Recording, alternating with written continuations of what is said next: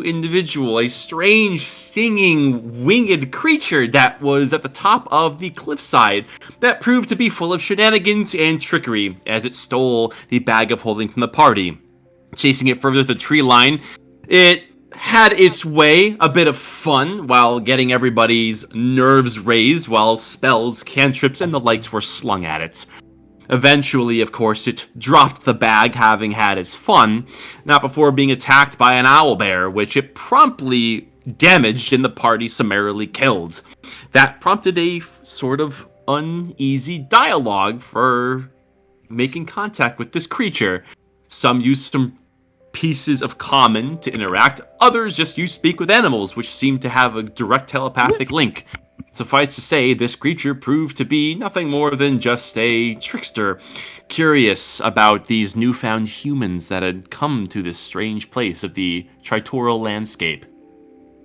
Before long, ye had made your way into this strange building that was on top of the cliff just above the heliostone doors. It was definitely well made and had a lot of the architectural indications that this building was made by a startographer. And as the party made their way in, opening the door, they quickly found out that this was in fact the case. They found many things that had strong signs of evidence of many cultures coming together to share their notes with one another, to compare battle strategies, amass resources together, and collaborate against a common enemy. And as the party tried to put together more about what exactly this war room was for, they eventually activated a little arcane eye sort of thing that was floating in the center of the room that projected the image of none other than the Angel of Death, as well as a few other depictions of these angelic creatures.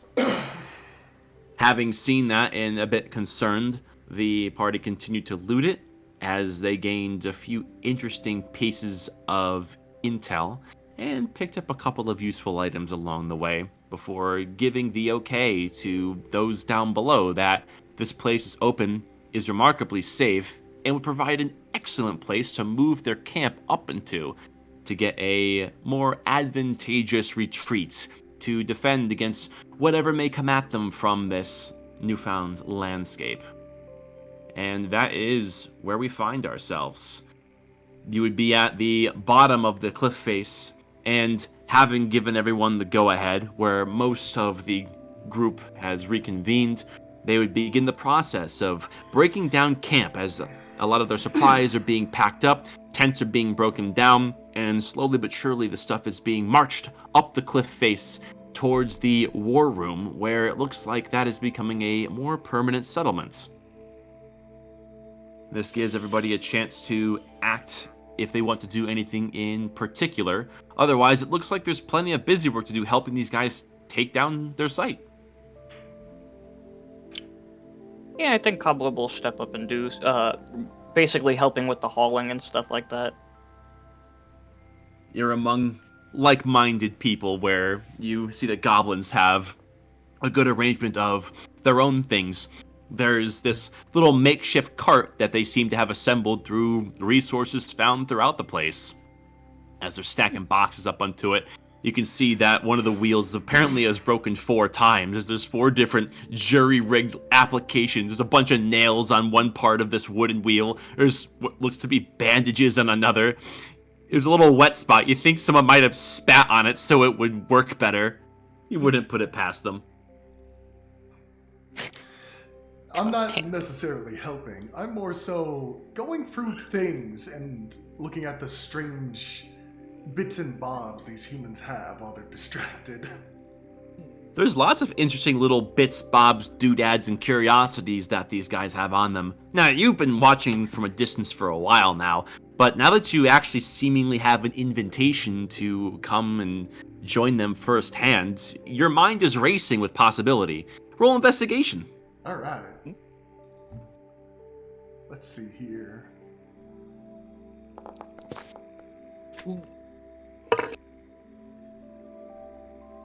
You're running your mind, trying to figure it out all at once, and you overwhelm yourself a little bit. You come across a few of the aforementioned wagons. And it's kind of curious. It looks like they took parts of trees and reshaped it to their whim and put it together. There's these box-like things that also are made of tree that they're putting things inside of. It looks like these guys are pretty resourceful. There's shiny bits galore inside of one of these bags that looks like one of the magic slinging folk is putting away. There's a lot you could learn from that, more than likely. He would spot you, and he gives a bit of a curious glare over towards you. It doesn't seem like he's sure what to make of you, but perhaps if you made friends, you could change that. Maybe even hold one of the shinies.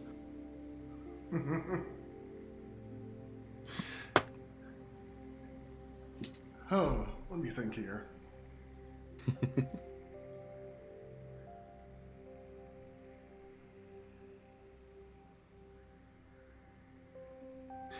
I suppose I'll use a minor illusion to go ahead and create a floating shiny, similar to the ones that he has, and through, I suppose, general miming, try and ask if I may see a shiny. You'd create a recreation of one of the things that is inside of his bag, and you would create the image midair, and you look at it very intently and exchange a glance with him. And he looks over to you, and he's a studied fellow who has this long gray hair and a long gray beard to match. No doubt, he certainly has your attention, and his guard is eventually replaced with curiosity. And he takes a step towards you as looks like he's beginning to disassemble whatever circular thing is etched into the ground. Well, aren't you a curious little thing? Looks like you want to know what all the cool little baubles I have are. The question is, why have you been brought here and you be trusted?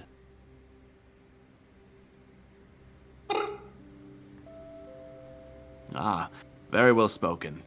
I see that you are a curious and inquisitive creature for something wild. Usually the things just, attack and then ask questions later. It seems that you have the order reversed.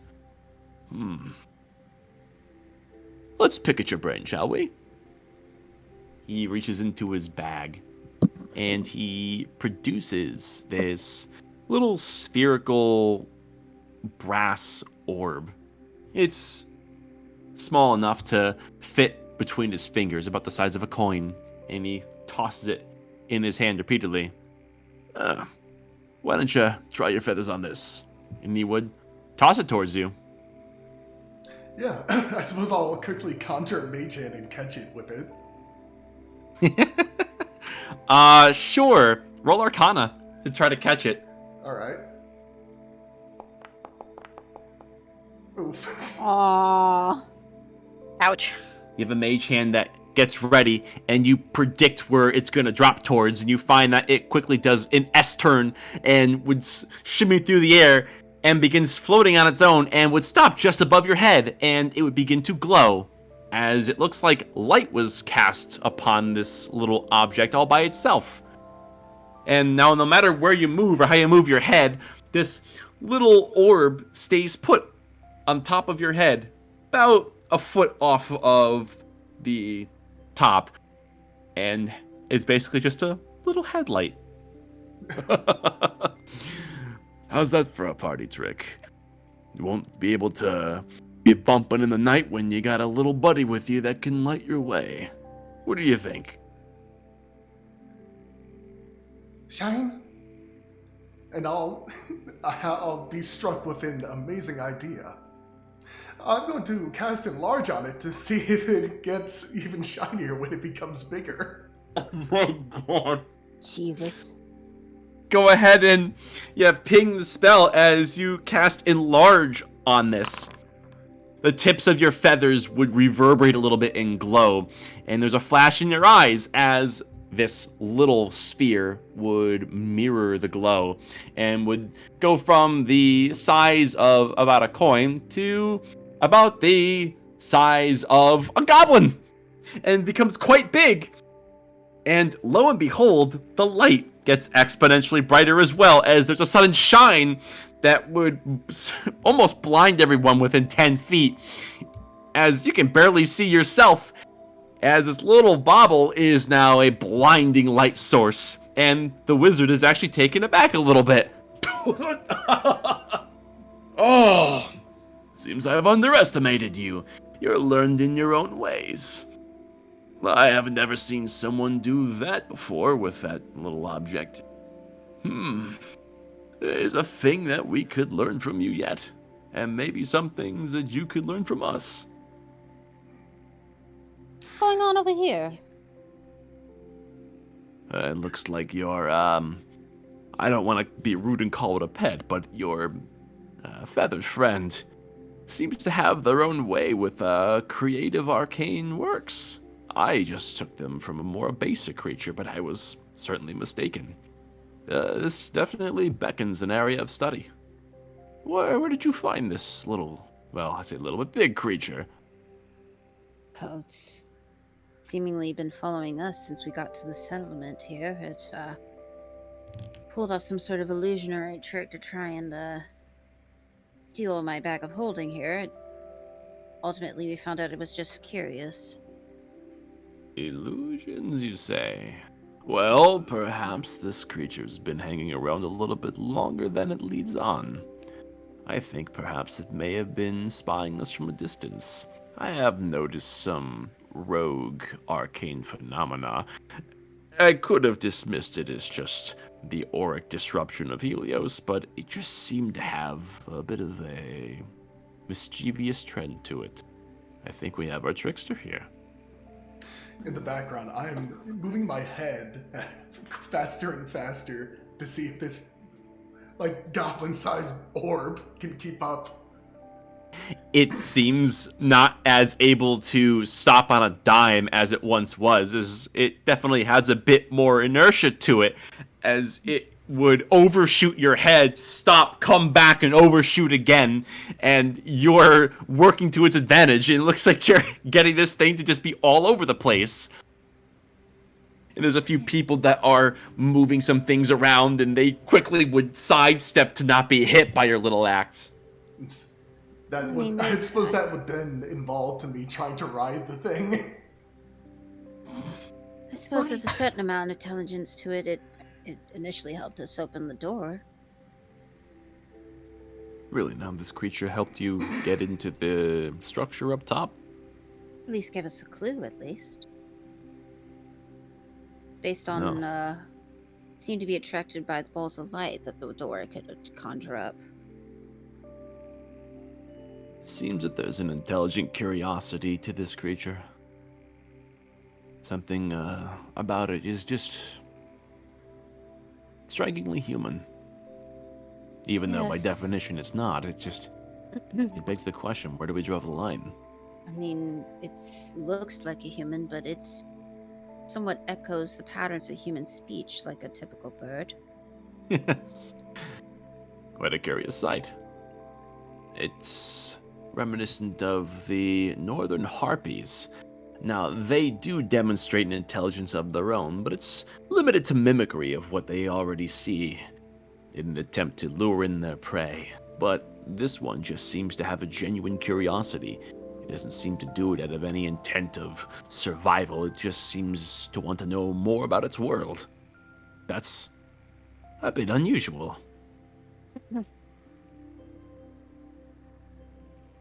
Is it capable of learning human speech? Well, it seems like it's already trying. But, I mean, we speak to it, but I think it doesn't really grasp what we're saying sometimes.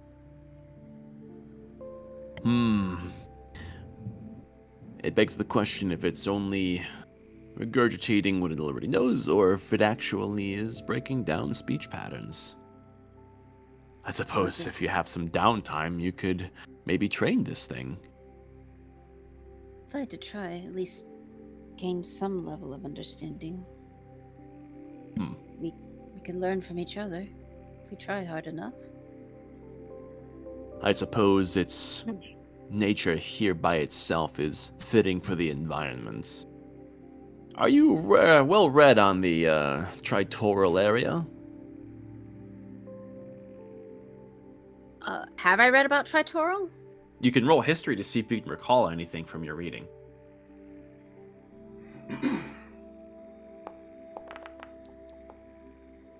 $15. You know that this land at one point was considered a marriage between nature and natural magics evolving around it. A druidic paradise. Although there are plenty of accounts of unexplained creatures that just seem to manifest within the woods that are beyond explanation, fantastical in nature. Heard it described as sort of a druid's paradise, but not much more than that. Right. At the peak of human civilization before the fall, they had only begun to gleam into other areas, other worlds beyond our own. Extra-dimensional existence. There had been some dawdling in this area in particular, and it seems as though the fabrics of Helios and the fabrics of another world were quite thin, almost overlapping in some areas. This other plane that the Tritoral area seems to be intertwined with, some have come to call the Feywild. Feywild? This is why I advocated to Kylak and Burzy when they were making their decisions on how to do the patrols here that nobody travels alone. Definitely would explain why the Harpy was trying to lure us away a bit. Precisely. Yes. It's a shame that there wasn't more texts on such a thing. It's curious. You'd think that Highshire would have had more of an impressive archival recording of some place like this, but for whatever reason there isn't. Probably did at one time. But why is such knowledge lost to time? Yeah. Not so much time, just something that's not necessarily needed to be known. Right, well, no sense dwelling on it now, because here we are. Yes. Since you're here, would you mind helping me with these sacks? They are rather fragile, and some of the implements in there are excitable. I imagine someone as yourself would be a careful hand. Certainly. I'll go ahead and help him out. I didn't catch your name, by the way. I do apologize. Where are my manners? My name is Evelis. A pleasure. I'm Dagny Silverhide. Silverhide. It rings a familiar bell. You probably heard of my mother, Therese. Yes! Well, it looks like there's hope for us yet. I can see why Team 26 has been as significant as they have. You've worked with her? Not directly, but I have heard that she had groundbreaking work to her name. Knowledge is lost to us now. Well, nothing's ever really lost when you know how to look for it. Anyways, let's get a move on. We're falling behind. Yes. Go ahead and follow behind Evelis. Arathal, you would feel a small hand kind of give you a poke on your lower back, as I imagine you're doing much of the same to help contribute. Yeah. You look over and see that one of the goblins just has this mischievous grin on their face and is looking up at you. Hey, why are your eyes like that? They're kind of cool, but kind of creepy too.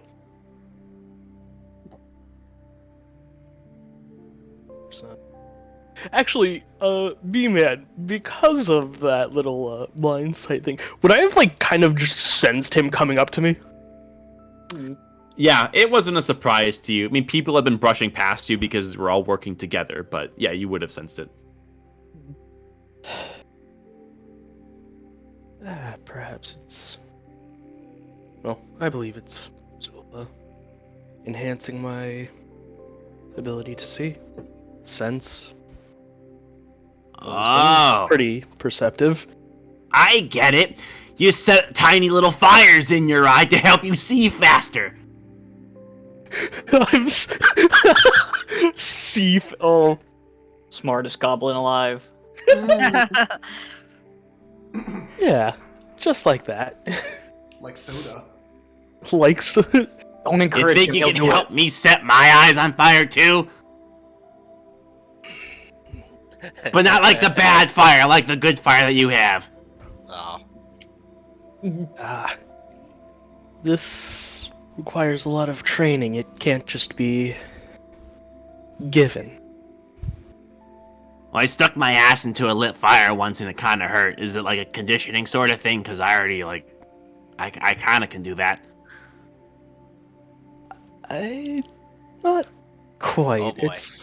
Oh Jesus. It's more prayer and faith and devotion. Oh, that sounds really boring. I don't know about that. Question. Am I Yeah. nearby of Aerithal here?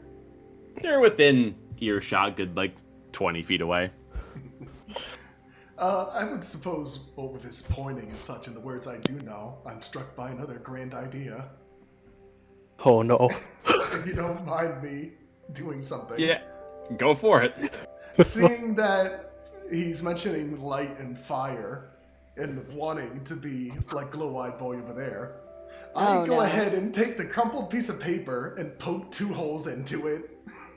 And then I rapidly fly at the goblin. Jesus. What the? Oh God. Hey, you should duck. What are you talking about? Oh shit! I go ahead and What are you kind of- What exactly are you trying to do? I suppose with like a bit of dirt or something that's like slightly adhesive. I'm trying to like make this crumpled face mask that's glowing with Aerothal's light and just boop, plant it on his face so his face glows. There's some mud nearby that's like kind of mixed with some tree sap a little bit. That would be an excellent adhesive agent, which I'll say you go ahead and would apply to this beforehand, Yeah. having thought this out. Okay. I guess this is technically a grapple. Go ahead and Well, I suppose it's more of just like planting something on him. It could be athletics or sleight of hand, up to you, really. I guess because like you're diving at him, just make an athletics roll. All right. Mhm. There we go. Nice. Roll the 21. Wow. You see shit. this little goblin's beady red eyes would grow 3 times their size in a matter of a second as it expertly drops to the ground and you go tumbling into the grass patch nearby, right in front of Aerithal. Aerithal, the bird thing just tried to attack the goblin?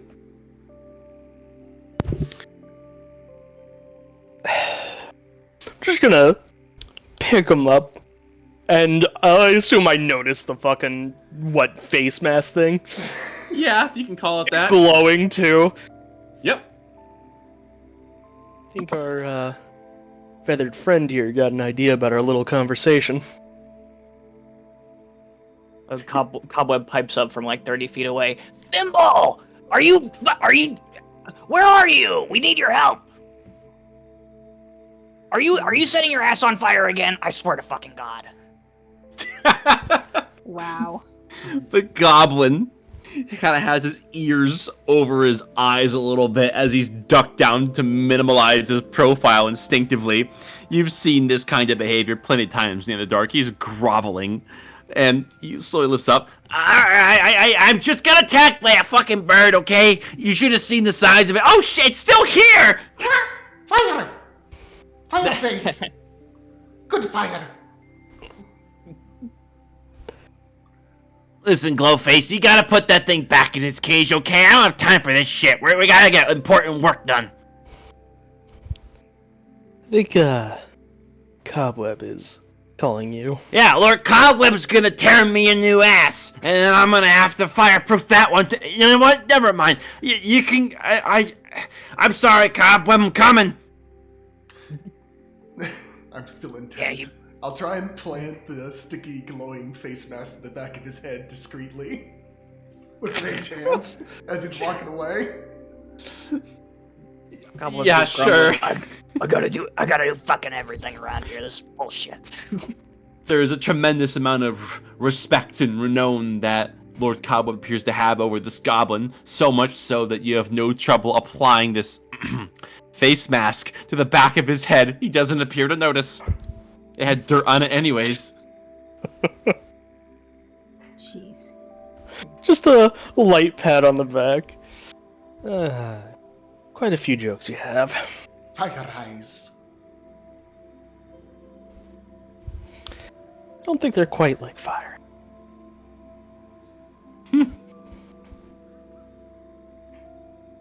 Wait, is the giant thing still fucking over him, by the way? Enlarge reduce lasts a minute. Yeah, So by this point, it turns small again. But that little orb still is retaining its position over its head. Talk about a copper for your thought.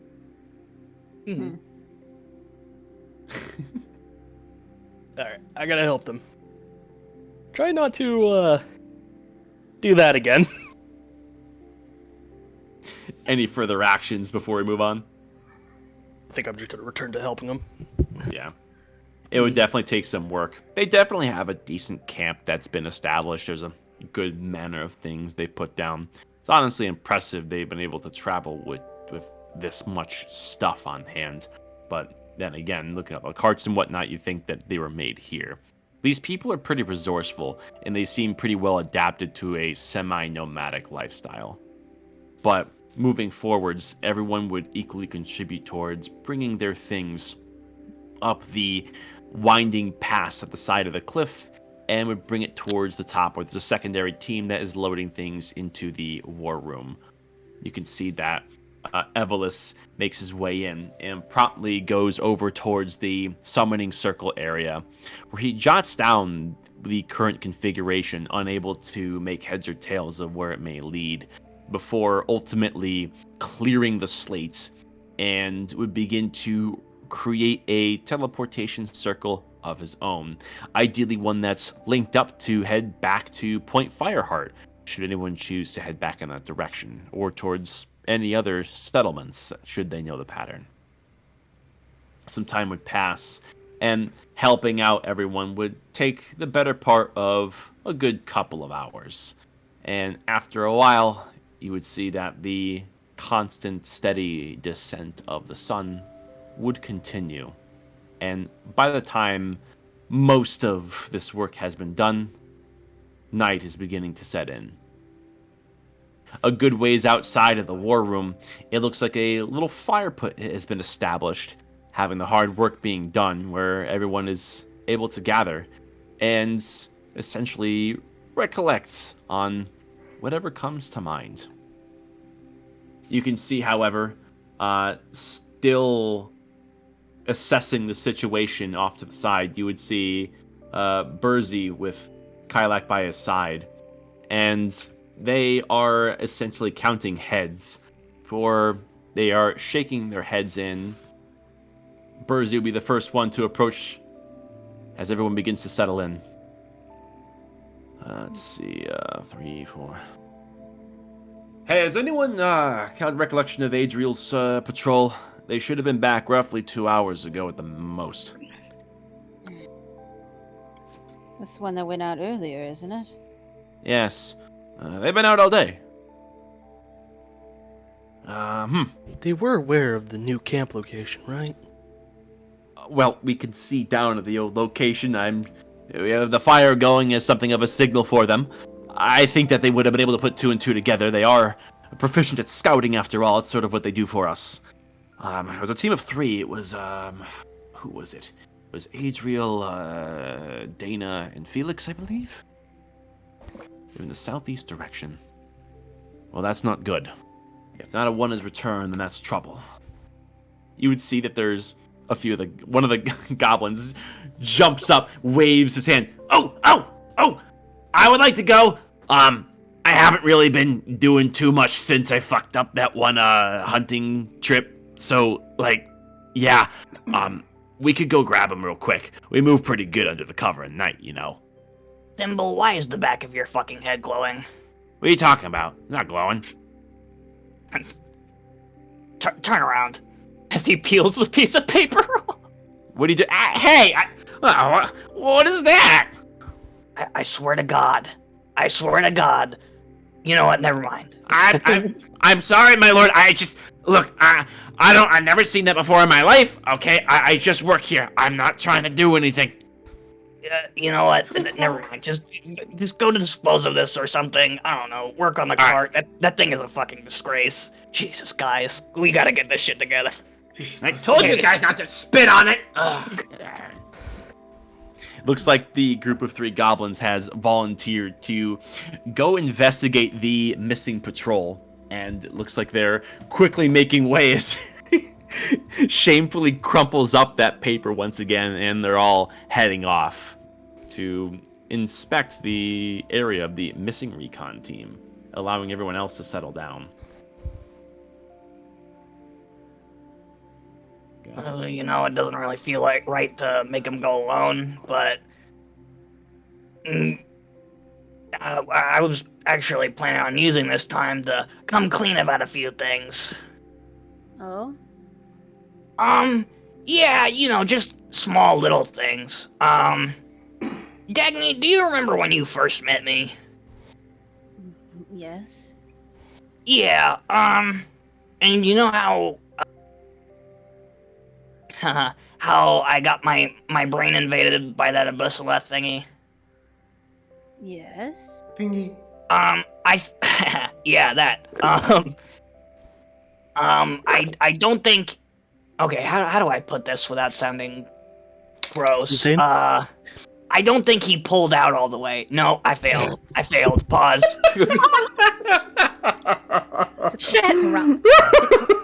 Corral did something to you? Thingy and thingy. It's not that. I think when I broke it, and when I broke the charm, something stayed. I don't know. A fragment? Yeah, I didn't really think much of it. It was just a little tingle in the back of my head, but lately my skin's been feeling tight. You know, how do I explain this? You know when you're wearing really tight shoes? Right. Too tight. Pull out. Yeah, that. Well, I wish, but yeah, imagine that, but all over your body. I don't really know what's going on with me, but I'm gonna go ahead and approach Cobweb. I'm just gonna give him a thorough once over, see if there's anything like physically different with him. Okay, roll medicine. Could I assist? I am You may. proficient. You may, yeah. So either Dagny or Erithal roll medicine with advantage.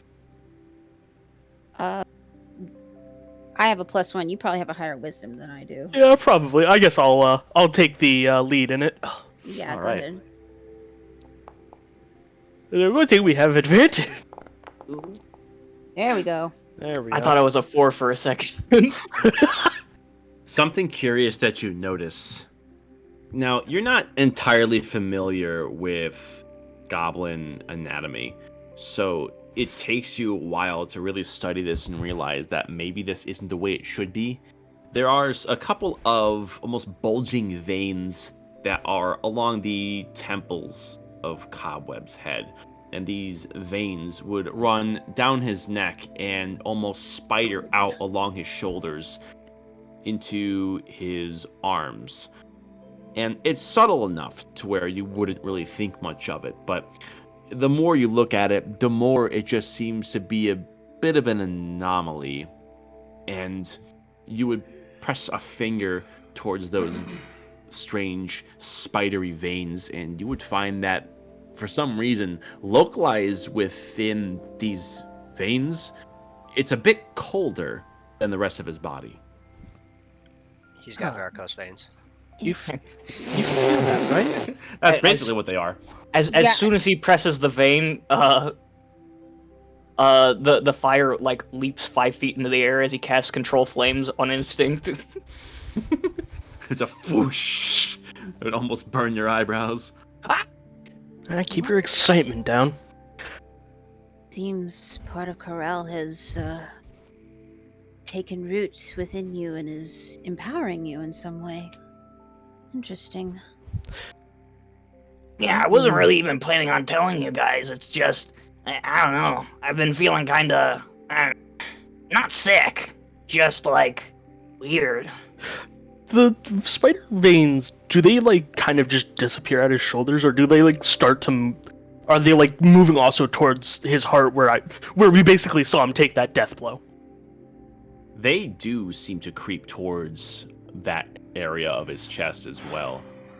You would have to start removing Cobweb's clothing, granted, to get a further inspection. But from what you can tell, it's on the sides of his head, his shoulders, and runs down his arms, and does continue to his chest. Gonna have to buy me a drink first. So I'm just kind of thoroughly examining his arm, and I kind of just look at see how far the veins go into like his hands. It seems like these veins become a little bit smaller further down the arm they go, but you are able to trace them all the way down to his fingertips. Sausage butter. What I the can- fuck? I concur as he strokes his chin. I'm gonna try something. What I would like to do is I'm gonna try and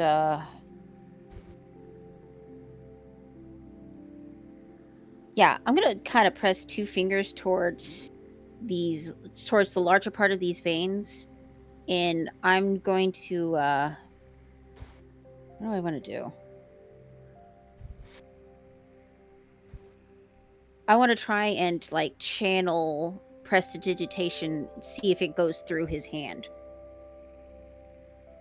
Okay, you're trying to essentially pump magic into his hand in a way to see if these veins react or glow a certain way, per se?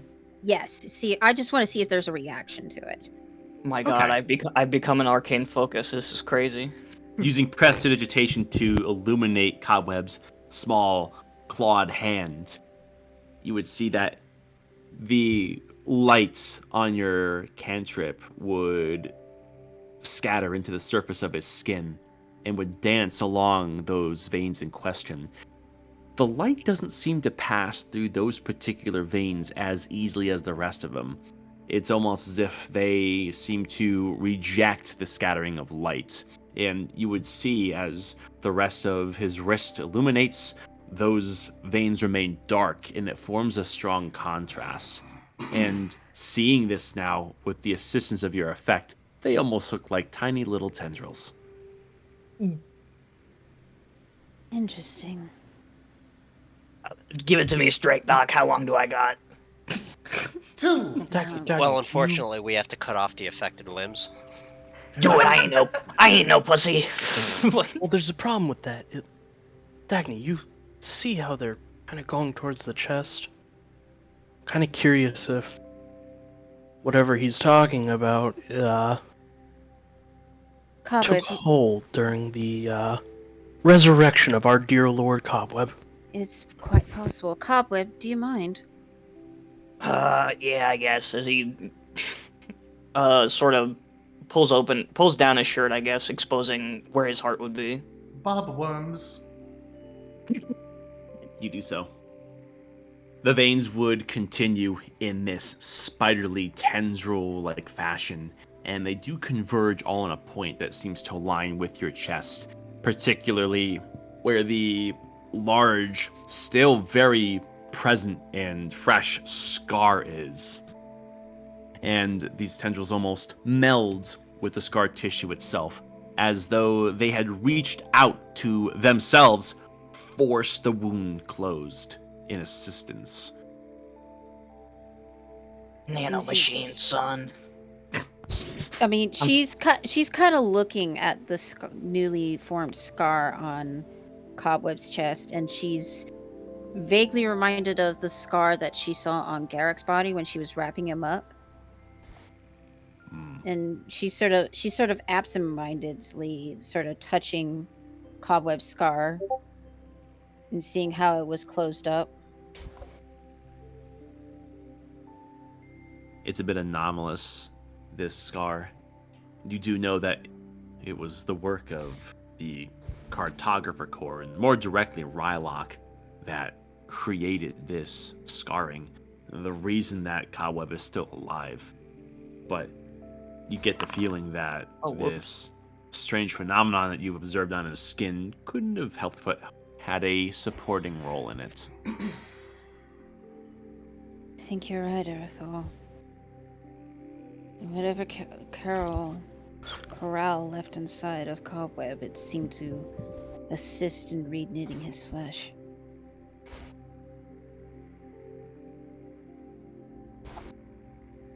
Forshren and his child still live on.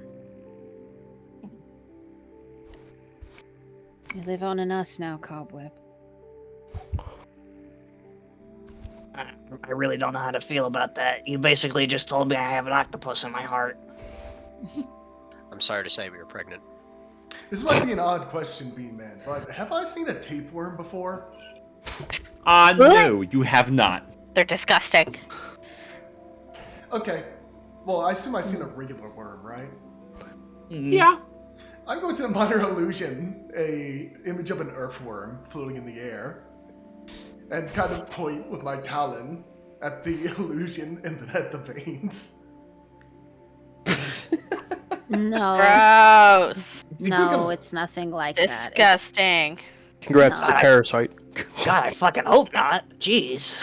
It's not. It's totally different. Yeah, he's not a dog with heartworm. Heartworm and tapeworm are so different, guys. We're just saying anything that has worm in it at this point. I think at that point I'm gonna sort of approach the harpy and I'll say, I mean, you're getting better at communication. Using the little minor illusion helps a little bit of understanding. You might have to use that a little bit more. Dog. The speech think, will be another thing, but I think we could teach you that too. Dagny, don't worry. I think I might have a spell that might help, but not ready with it yet. Dog. This Knee. Dog's knee. No. Dagny. Dog. Dag. Dog. Da. Knee. Dagny. Schnog. No, hold on. I think I got it. Okay, okay. She just gets an indignant face like, He pulls out a dagger. He says, "Dagger, dagger, say dagger." Dog. Dagger, dagger. As he makes a stabbing motion. Shank. Dagger. my lord, you might be Dagger. threatening it. Shank. No, that was close. That was close. Yeah. Okay. How does it know Shank? Oh. It knows all. Dagger.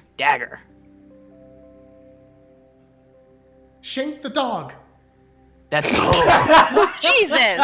You know what? I think that's where we're gonna leave it for tonight. I think Well, alrighty. Great session, guys. Yeah, great. my session. star Well, pupil. My star pupil. One of the more difficult pupils, I think, my lord. Well, when you spend your time around goblins, it's like, you know. Nadira, off of your passive nature, there's one thing that you couldn't help but have your eyes occasionally dart towards Oh god. as this fire was roaring. You see that one of the glowing embers that had been coming out of this progressively roaring fire doesn't really seem to rise and then die with the rest of them. One of these embers just seems to be going in something of a circle, round and round, and is dancing among the embers, attempting to disguise itself as one of them. There's a bit of an anomaly within the embers, so it seems. Does it match the shade of the natural embers? To a point, although now that you're looking at it with a bit of a more suspicious eye, it maybe seems a little bit off.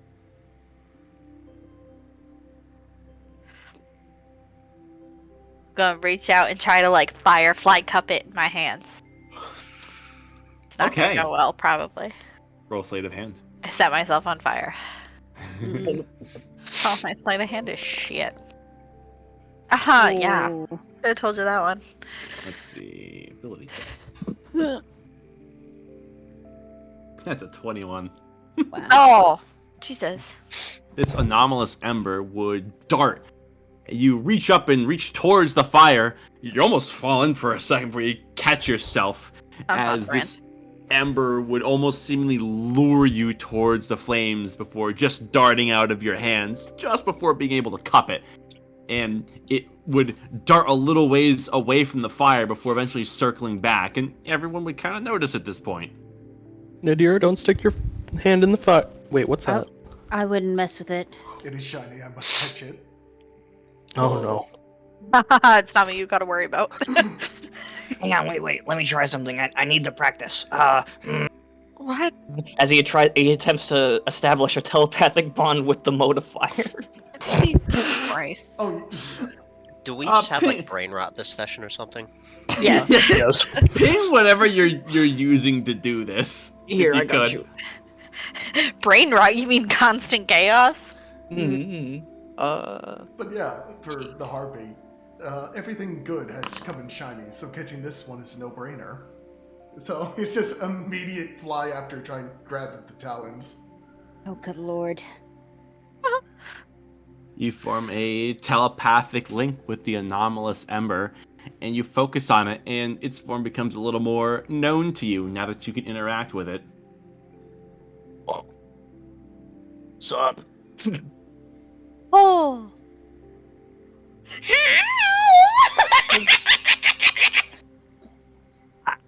I like the energy you bring. I like that. But also, who are you?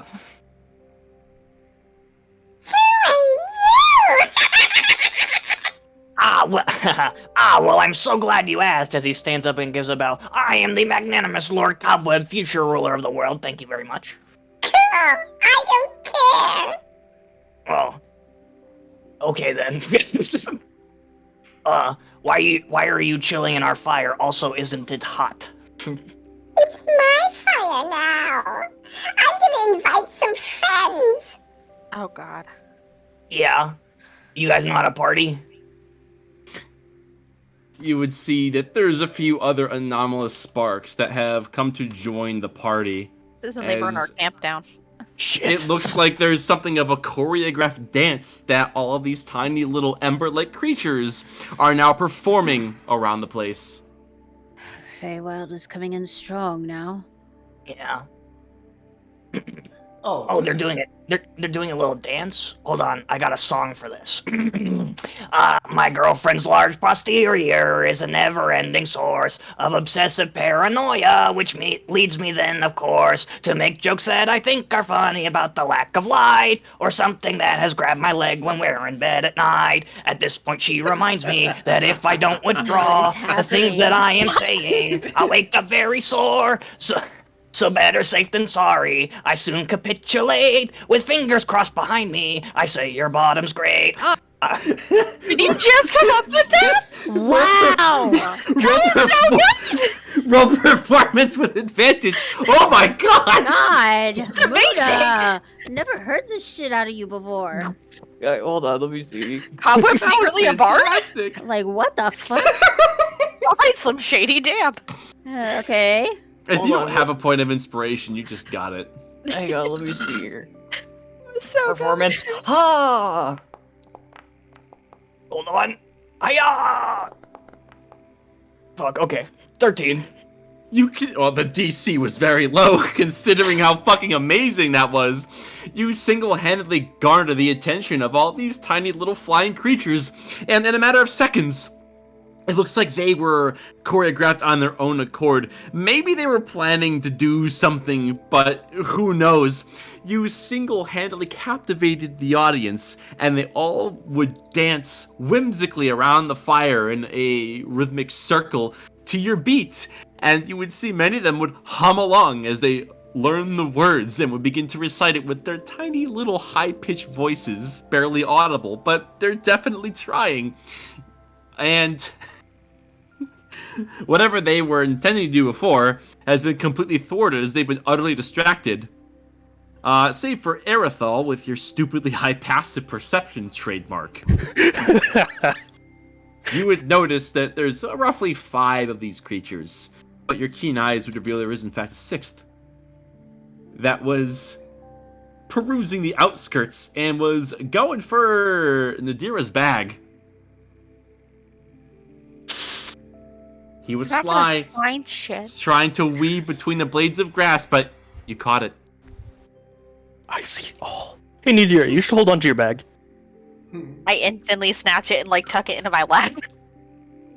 You do so a mere moments before this little creature sweeps in, before it would kind of go as it slams into the closed lid of your bag, would fumble a little bit, ruffle its wings, and gives a bit of a tiny, of course.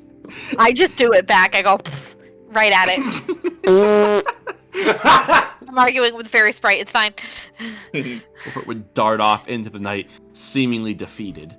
Of course, we'd be trying to steal. And you were enabling that, Cobweb, as good as that song was. What do you mean, fairy rave?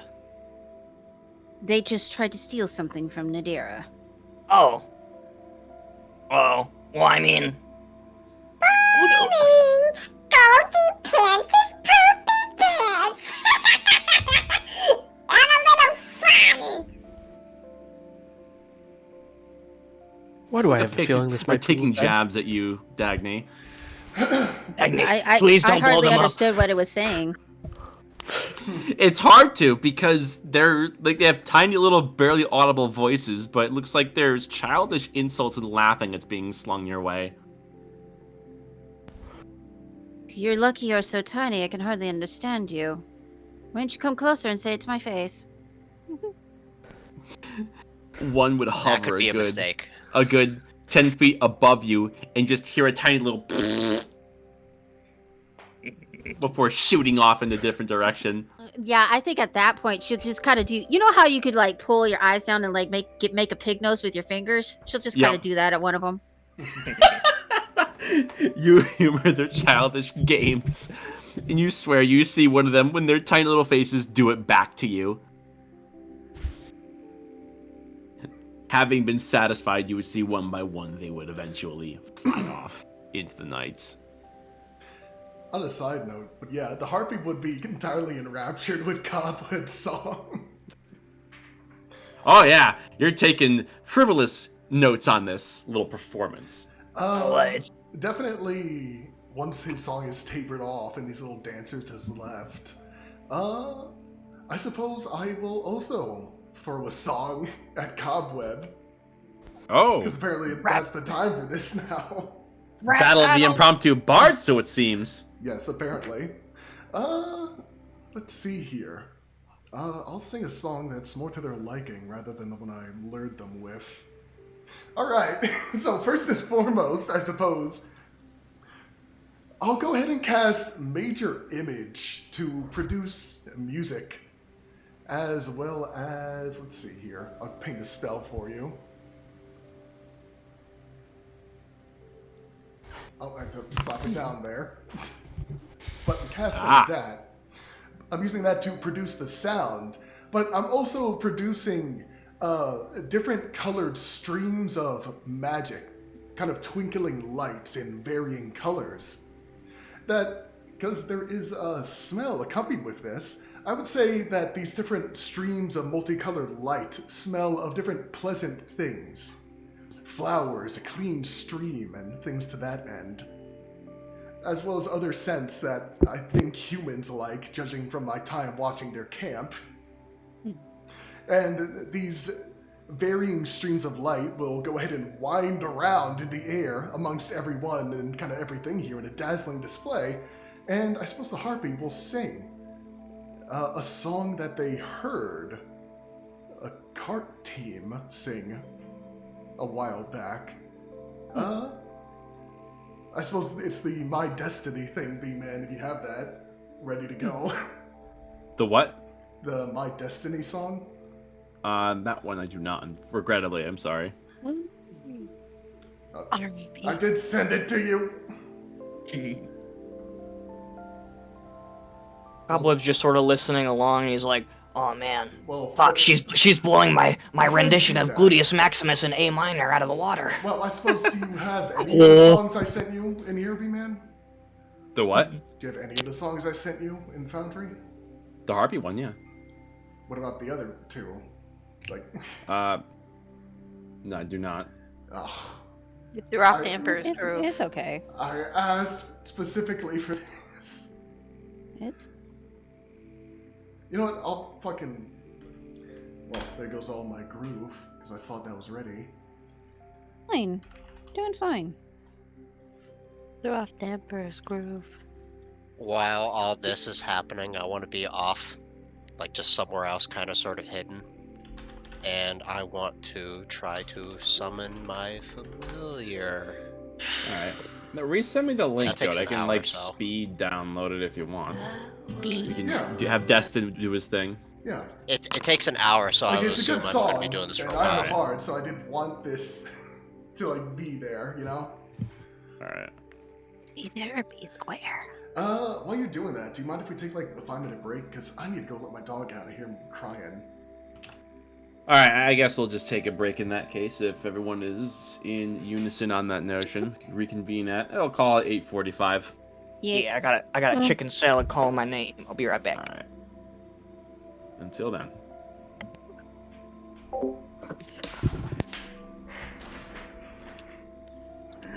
Also, that was a bar song. That's yeah. I was like, that was very impressive. It was not off hat, unfortunately. Hmm. Should have just said it was. Fair enough. No one would believe me. I'm not that creative. I gotta find the Bard song from the South Park game that Oh, Jimmy shit. sings. Stick of Truth? Yeah. It's like Stoneberry Hollow or something like that. Probably is.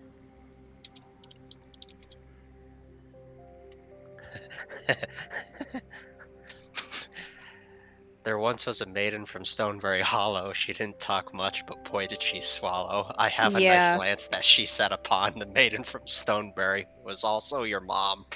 Oh! Yes. God damn. What was his name? Craig? Was it? Or was it No, something it was else? I can't Jimmy. remember his name. was Jimmy. Jimmy. There it is.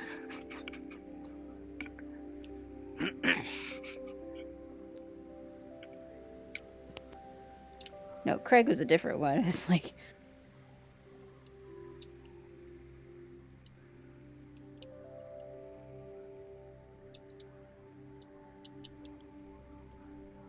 They're making another South Park game. I can't wait. Can't believe. I don't think he fully pulled out.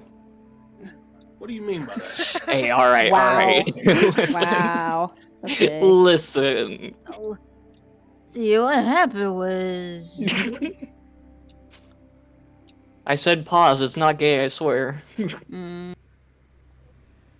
It's only gay if you were both wearing socks. Yeah, I was just. I thought. Wait, I thought it wasn't gay if you were wearing socks. Fuck! Oh no! I find it hard to believe that Cobweb would have socks that he actively wore. What On do his you feet. mean? Oh yeah, fair enough. Lord Cobweb has socks. Cobweb Boss is has presented free. me with clothes. I'm free. I'm free. He's giving Dobby clothes. I'm sorry. Let's just fucking just shank the dog. All I could hear is just. William Knife Man. I need to actually go and watch that show. I heard it's really good. Really good.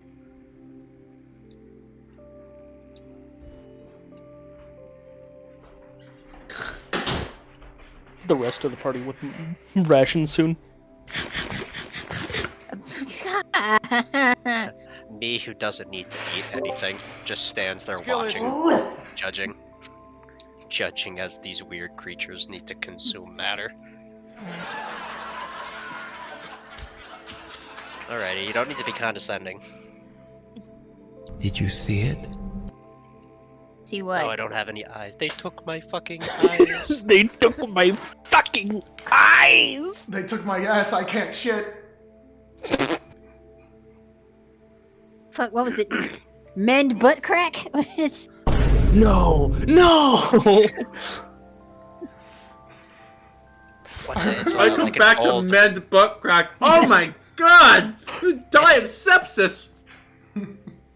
What is it? It's an old comic or whatever. It's the... No, there's a video here. I'll post it here too.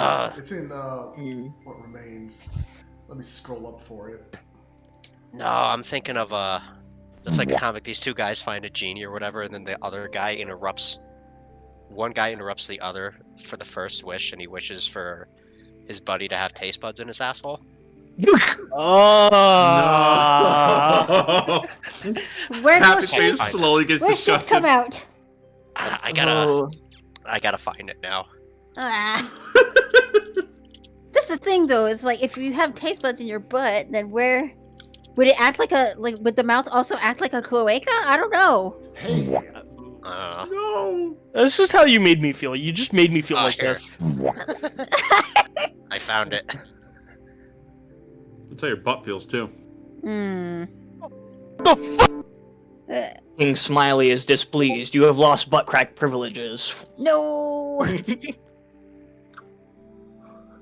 Look on his face. no, I forgot where I posted that fucking meme. Goddamn. You mean the testicular torsion wizard? Yeah, if you can't. Oh. No. Yeah, if you can find that, post it here. I want people to see it. Why are you people like I know. this? I Why know, are I you know exactly what you're people like talking about. You made me. You made me. thought You're that my was me. club. You're my club. They cost you $0.00 to not be like this. Principal Morris, one of the second graders is on fire, and I don't think he's gonna make it this time. That'll be my reaction if fucking one of the goblins catch fire. Okay. Yeah, I found it. That's just an Well, that's just an igniting everyday his occurrence. ass is only a matter of time. Yeah, no, here it is. Oh god. Testicular torsion casters are always acting tough, right until a wizard casts. Mend! Butt crack! You rapscallion! I was so pitiable before! Ha! Good luck shitting now Good there, luck shitting smooth on ass. there, Smooth ass. I hate all of Good you. luck shiting. Good luck shiting out there, smooth ass. Oh, good god. Alright, are all parties accounted for? Meanwhile, B-Man. I fucking hate you. I hate it here. Alrighty, Raiden, calm down. You spitting, you know. Shanann, are you here? Mhm. Alright, cool. We're gonna continue off. Yeah, the pixie business is winding down as they dissipate. It looks like our feathered friend is preparing something. All the while, Destin had used this opportunity of a distraction to stomp off to a quiet corner, where he has a moment to his own. It takes a full hour to do this, so it's gonna be a little bit.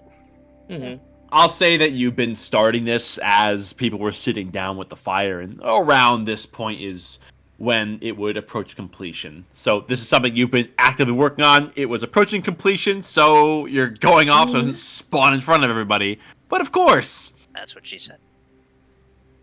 fuck. That action made me lose my train of thought. Dang Alrighty. it, Devin. Your faithful companion manifests. Cool. Oh, no, that's the steed. I'm looking for Find Familiar. Oh!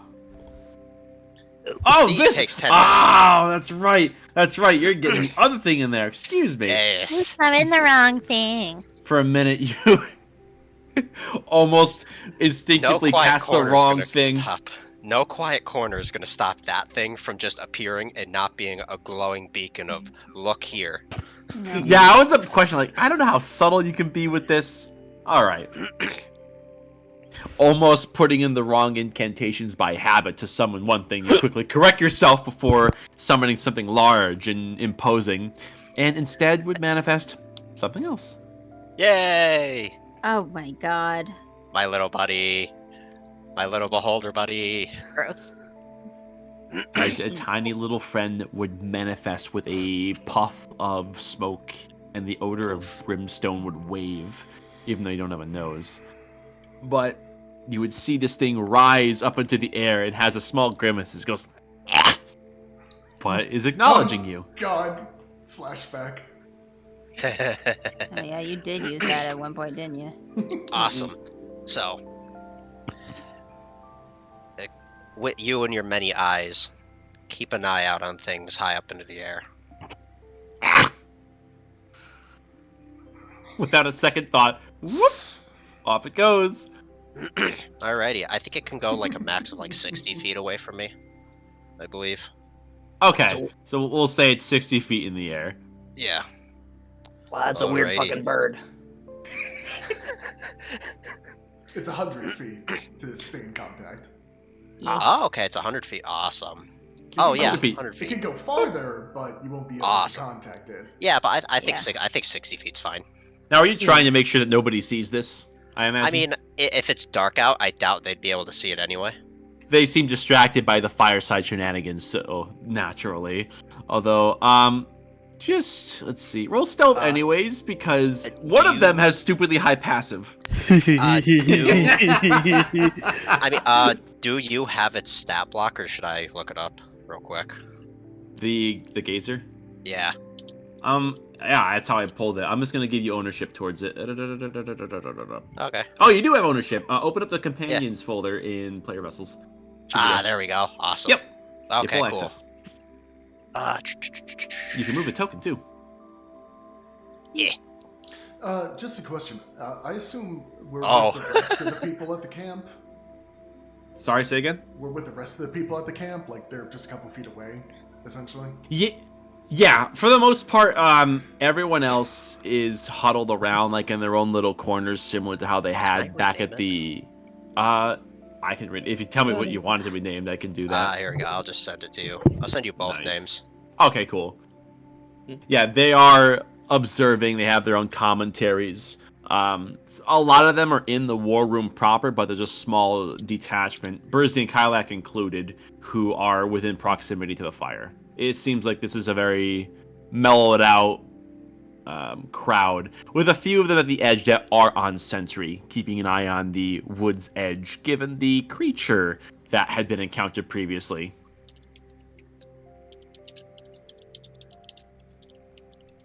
Tippity tappity, get off my property. Let's see what we got Okay. here. It will be done. Hippity hoppity. Yeah. And Aerithal. yeah, I got a 13. You. Aerith thought you'd see that Destin had gone off and do his own business, which, you know what?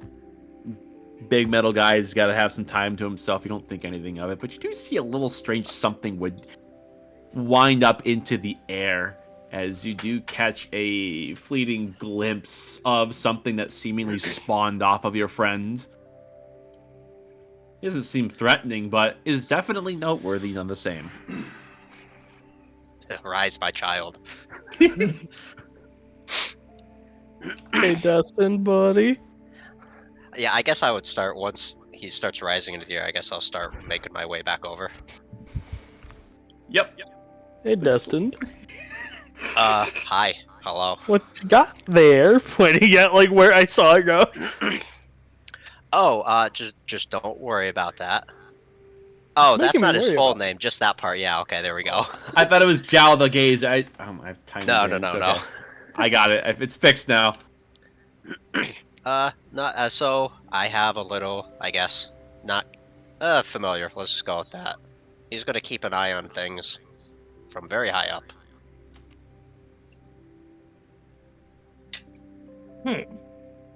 They don't pay me enough for this. Don't worry about it. They do you. He They do you. may look weird, but he's got enough eyes to cover all the bases. Wait, you guys are getting paid? I take that up with Agni. That's not my issue. But, being that I assume the prep has been Yeah. made. Yeah, Yeah. just to... Like I said, streams of multicolored light that are producing music, as well as carrying the sense of nature, as well as general things that I think that humans like, as I'm opening up with that song.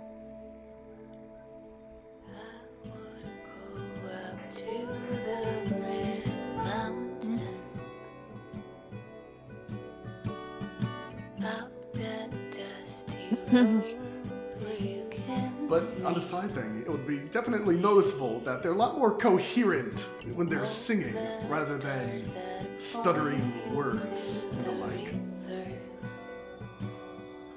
Everyone would take notice of this, almost as if a switch was flipped on this feathered creature, that when it comes to singing and performance, it's as if they're in a completely different state of mind altogether. They drop the broken common that they speak in, if only that, for something completely coherent, almost melodic, as there's legitimate song that is being produced by them with proficiency. Something that's quite entrancing. I have advantage from the crumpled paper, so there we go. What the God! fuck? Cobweb's just gaping. Everyone Just is what? utterly entranced.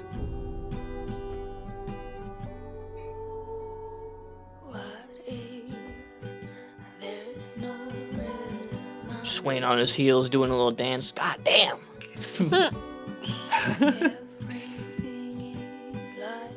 You can see that there's some heavy footsteps that come close to the fire as there's not just you, Cobweb, that's dancing, but someone else seems to have taken a liking.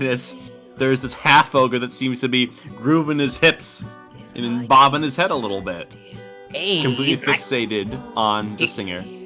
He's nice with it. Look at him. What's my destiny? I never heard something so nice. Reminds me of home. Yeah, you and me both, big guy.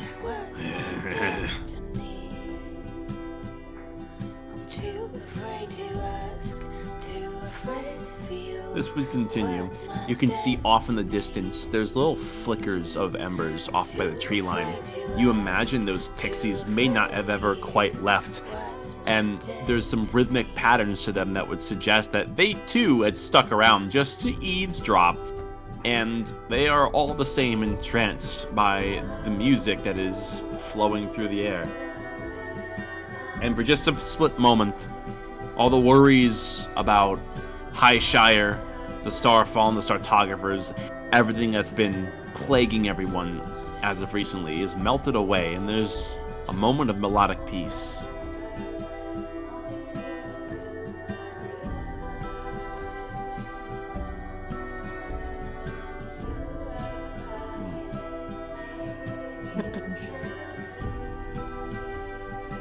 Eventually, What's my destiny? Cobweb, there's a large hand that would shake your shoulder. What's up? Hey, you tell some good stories. Kind of sing good too. I got something for you if you can whip up a story for me. Story? What kind of story? Hopeful one.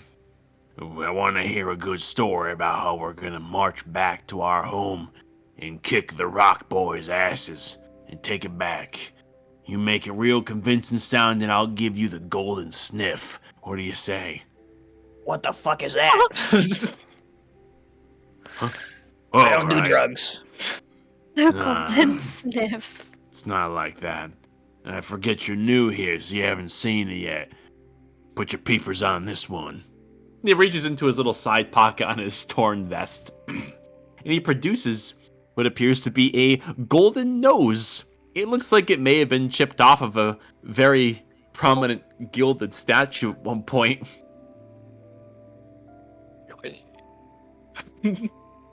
I know, it's a bit out there. It's a good luck charm. It'll sniff trouble before you see it.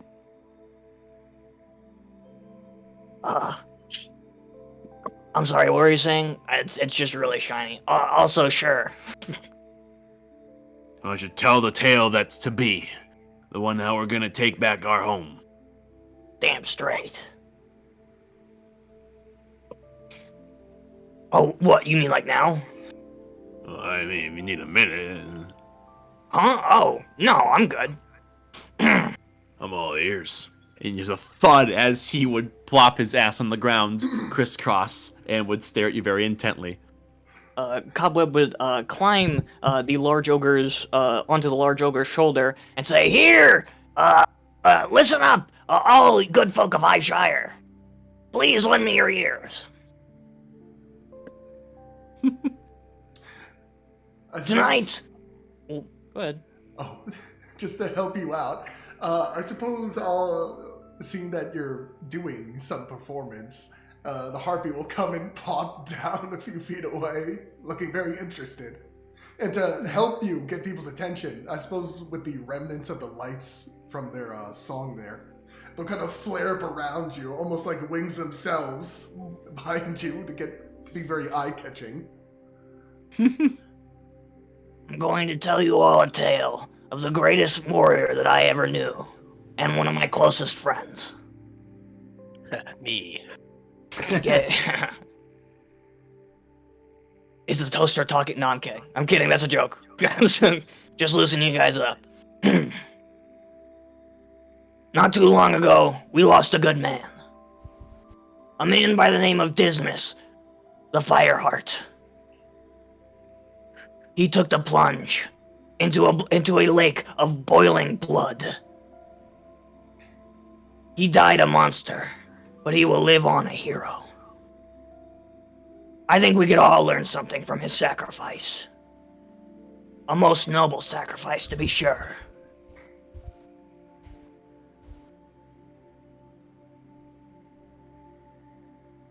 There was a time when I thought that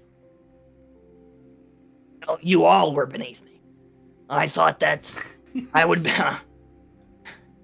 but now I realize it's not so drastic. I believed for a moment that to be unbound by mortal tethers, to do as you will to whom you will. But just watching, listening, he taught me to be a better person. We carry the hopes and dreams of the fallen on our backs. It's no small feat. And there's going to be bumps and bruises, yeah.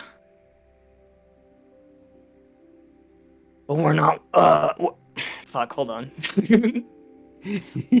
I've never known humanity to be one to shy away from hardship. I think that even if we can manage a fraction of his bravery, a fraction of his dedication, we can come out of this easy.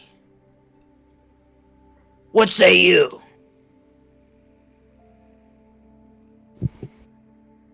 The crowd looks over towards you, and you can see that there is the full attention that is on you. As you can see, the question has gripped their spirits. Go ahead and roll performance with advantage. B-Man. Yes. I wanted to see if I could help, just raising basically a glass, just to hero, nay, legend. To Dismas, the Fireheart! You see the crowd would raise glasses, fists, or whatever they happen to have on hand as they all collectively shout, "To Dismas!" And it looks like you have successfully captivated them and have lifted their spirits. As you feel a bit of a heaving on the shoulder you're standing on as you look down on the half-ogre. As you see he is shedding a tear from his eye.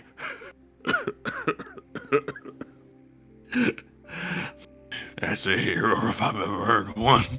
He pats him on the cheek. The time for grieving comes after we've won. Do not shed a tear. Also, you look pathetic. Relax, dude. Come on, it's not that bad. I needed that. That's enough out of my eyes. Here. It's just to keep your nose up. A golden sniff Just like I said, he's better off with you. As you would see, there's the broken off, gilded golden nose from a decadent statue that he hands you. Very shiny, definitely gold plated, and is something of a good luck charm, so it seems. I'll wear it with pride. Thank you. Sorry, I'm not good with all this sappy shit. It's alright. You done good. You know how to flap your gums. I'm gonna take that as a compliment. Also, keep your nose up. I get it. Haha. You hold it up high and it catches the light and it's real purty. You'll see. He would set you down and he gets up and he goes off. It looks like he's trying to evade the public eye, but you can tell he's like still trying to wipe tears from his cheeks. I would say the harpy is kind of like flapping their wings, almost like clapping at the end of that, alongside everyone else. No, they probably don't understand what mostly you said. Inspiring words has aroused your curiosity, and you do pick up a few key points of vocabulary, even though you really don't know for certain what they mean. And everyone has, for the first time in a while, lifted spirits, having conquered recent trials and hardships. Being out here in the Tritoral landscapes, even for the short time, has definitely sparked a good sum of hope. Through the war room, through good company, good stories, and sitting around a campfire, and recollecting on old times and looking forward to new. Everyone roll perception. Can my familiar also roll, since it's on the They lookout? may roll this particular roll with advantage. Oh, cool. Alrighty. Nope. How 24. do that? These crackers blind. Oh, and he didn't even. I don't think he even needed it. Hardly. And then me. No, that's not me.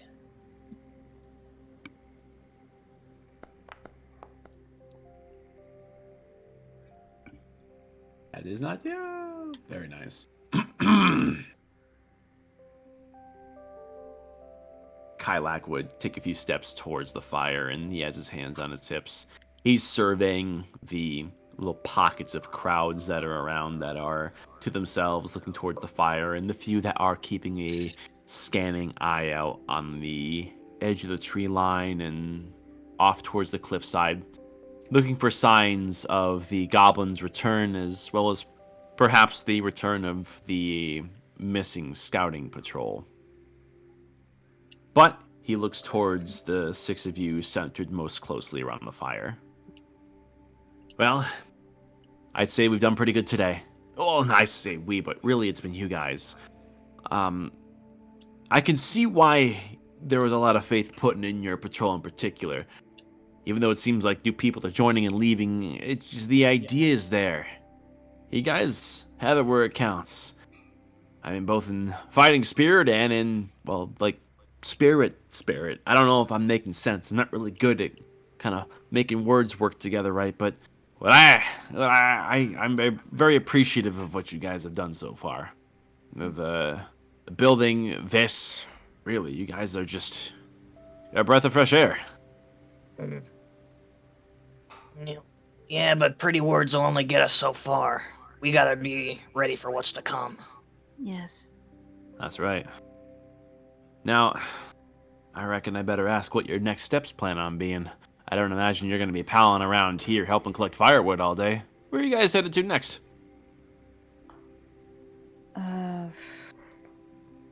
Deeper into, believe it was deeper.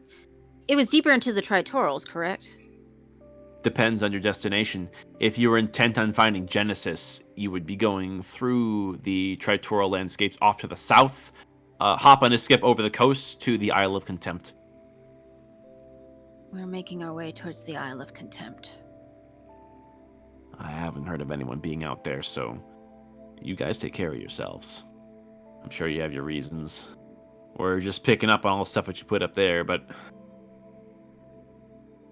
missing scouting party has me a little concerned. They're usually pretty good at what they do. It's off towards the south. If we run off that way, we may be able to send them back your way. Well, they were mostly in a southeastern direction, so I imagine if there's trouble, then you're gonna find it. But I suppose that's worries to come for the morning. Yeah. In the meantime, we could sit and hang our hats and stare up at the stars. Check it out, too. Besides the fleeting cloud, it's pretty clear of a night. Hey, check that out. What? At that time, your familiar, Destin, kind of gives up a... So God. I can see through its eyes if it's within 100 feet of me. So What the dog doing? You I guess I channel would in. just straight up see it. It has its central eye, and all little stalks, by extension, are hyperfixated on an object in the sky that is coming in the direction of the northwest. Aerithal, you see this too, as you would find this on your own accord, as apparently Kylak spots this too, as you look overhead, and there's a few things that would streak right over your heads, several 100 feet in the air. That's not good. Yeah, I hear it. I look up. Looking up, there are a grand total of 5 falling stars that would streak overhead from the northwest, traveling down to the southeast in the direction of the missing patrol. Starfallen just streaked overhead. Fuck. We gotta move. No. Think that party may have found more than they bargained for. Of course, they're smack dab in our fucking path. Damn it. Thought we would have more So- rest than this. Well, let's move.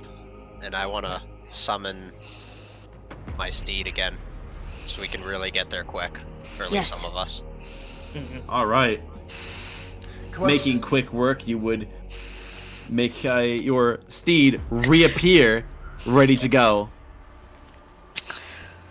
Yeah, I jump Kylak. on with Destined. Kylak and Oh, it's gonna Burzy be very would... warm. Probably like. So as you do that, you may catch on fire. I am not sure. Well, I'm just gonna test the waters here. Because I imagine I'd try and lift up the robe and make sure that just the arcane bracers are kind of using them as a sort of a barrier, hoping they don't melt. It's like trying to climb onto hot coals. It's very hot to the touch, and you find that you need to put at least a very thick padded something between you and the skin of this creature to not sustain burns. Wait, DM, I have a question. Yes. No. If I turn, shut the fuck up. If I turn into a giant eagle, can I carry people? I've never turned into things that can fly, but I know I can fly now. And giant eagle is within my realm of capabilities. That it is. Let's take a little look-see-poo. By the It's way, a is large that if I beast. spend hit dice for? I imagine we had a big short rest just now. Yes, that was a short rest, so if you need to, go ahead and roll your hit die and regain whatever you need. As for the giant eagle, let me see. So this is a large creature. So I would say anything that is 2 size classes smaller is fair game. So if you have a small creature which you wish to carry, you certainly can. As it so happens, you have one in your party. His name is Cobweb. Yo. Okay, I'm gonna turn into a giant eagle. Or, yeah, giant eagle. Oh, this is exciting. Haven't done this yet. And then I'm just gonna look to Cobweb and, like, gesture towards my back, because I can't talk. So. Alright. Baller as he climbs on top. Yeah. Nadira would transform as her shape rearranges through druidic prowess and forms that of a giant eagle. As Cobweb, you are given access to climb on. Oh, yeah, he does so. All right. Dagny, were you taking precautions to climb aboard the molten steed? Yeah, I'll just kind of use the layers of my robes and the cloak of passing glances to sort of cushion in between. You got yourself one hell of a warm blanket to sit on, but you're not being burned. You feel like long term this may not be sustainable, as you can see that the longer you're on, the edges of your robe get singed a little bit, but you can pat them out from catching on fire outright. Oh. Yeah, Hear me out though. Did the goblins take the spit wagon? Oh. They ran off What? on their own. Oh, they did? They left it. It's empty because they loaded all their shit into the war room. Load up Alrighty, the do we spit have, like- wagon! Do we have like chains or whatever? Because I'm assuming regular, like rope and everything would just burn immediately. They have lengths of rope and some smaller lengths of chain. The chain itself you can tie off to your beast, and you can eventually have the length transition to the ropes to carry the cart. Alrighty, let's do that and let's zoom. Very well. Kylak and Burzy would give you an acknowledging nod as it seems unanimous on what needs to be done. Nadira, you take flight and would head up high into the air with a little cobweb at the helm.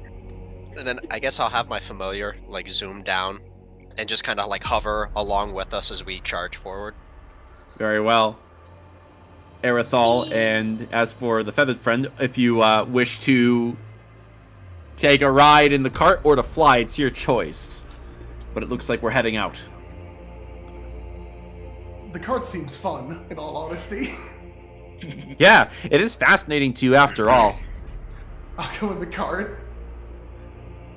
You do so. Skyfire. Not so friendly fire either. it's not.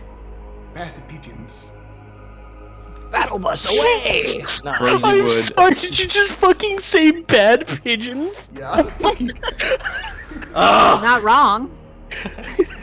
For fuck's sake, they can't get anything done in here. Yeah, Burzy would give a shout up to everyone on the fiery steed. Hey, listen here. That, we've never seen that. I don't know what that was. I imagine it's them. I don't know why they're out here either. Patrols must have found something. You better get moving. We're going. Keep your people hidden. Stay alive out there. We will. Be careful of random fae. They have ears everywhere. Mm. Alrighty, if we're all set, we've said our final words. Yes. Alrighty. So I could take Erithal in theory, right? Yeah, okay, having looked that up, as a Glad I looked mechanical that correction. Yeah. I'm like, I can carry 480 pounds of things.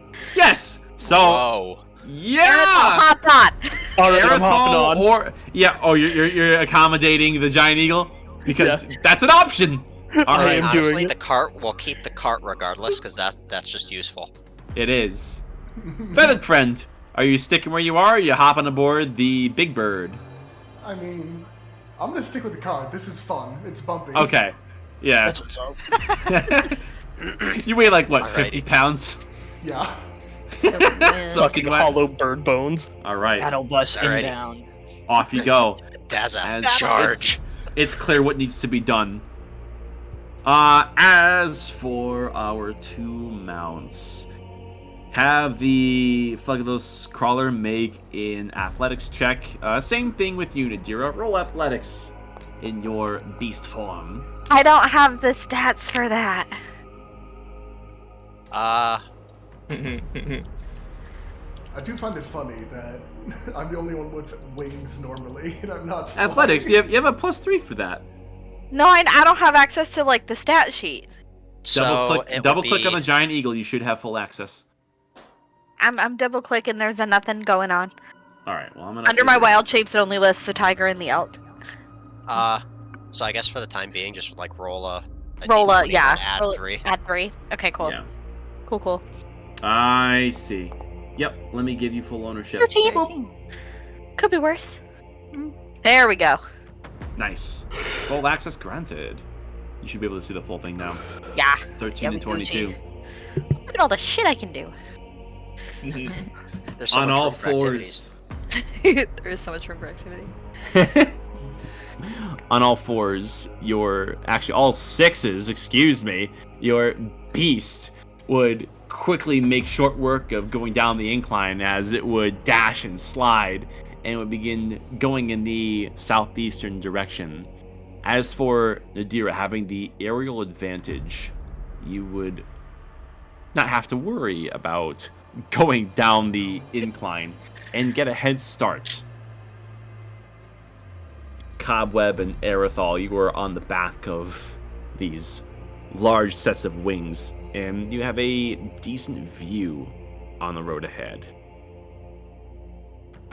You try not to venture too far from your more earth-treading friends, but you can definitely see ahead.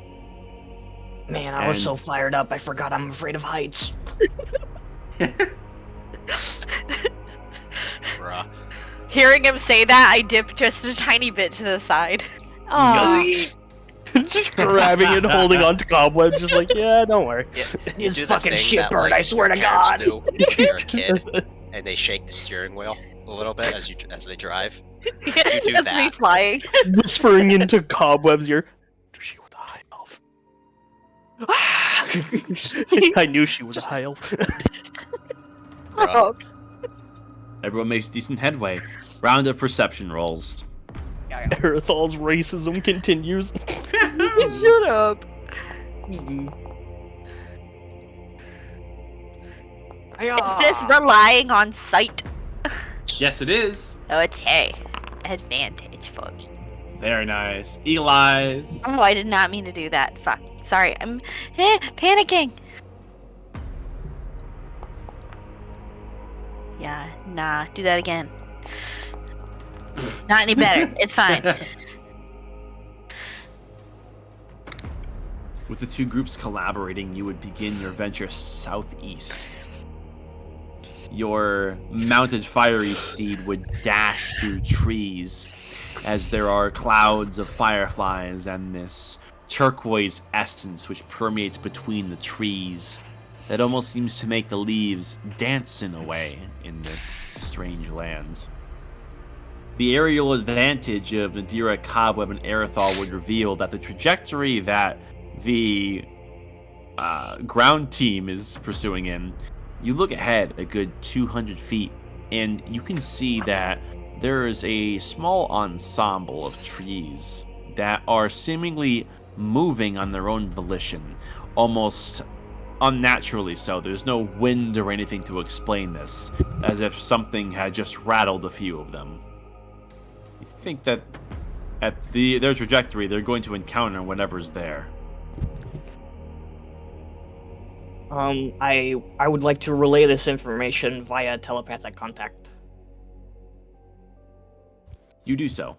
Dipping down, you're able to relay the intel to Dagny, Destined, and the feathered follower. And having your eyes keen to our ground team, you look ahead and look for anything of suspicion, slowing your pace a little bit and raising your hackles.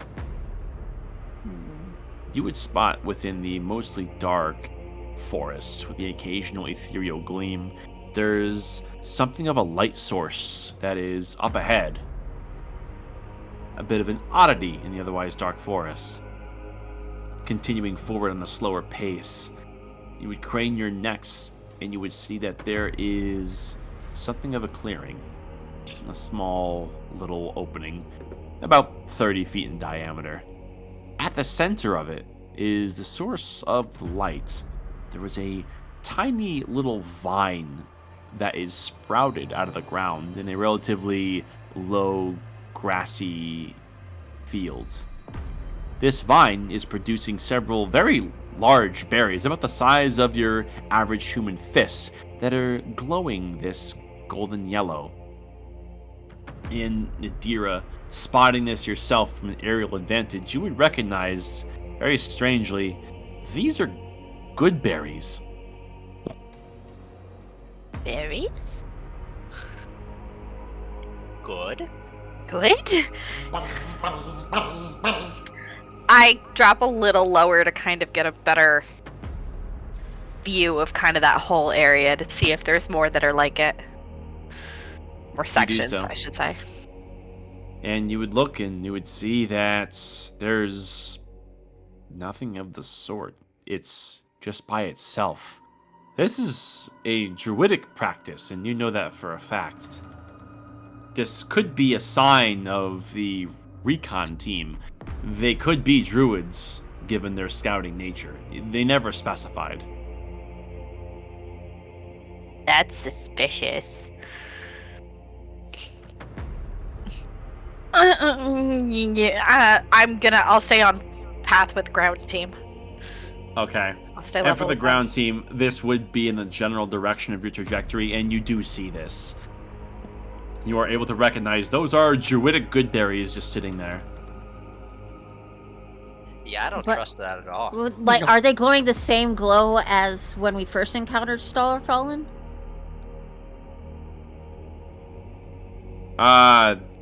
Like silvery white light, kinda? No, this plant has no correlation with Starfallen. In fact, keeping an eye out, you don't see any of the trademark impact marks. There's no signs that they landed here. There's just this one little light source.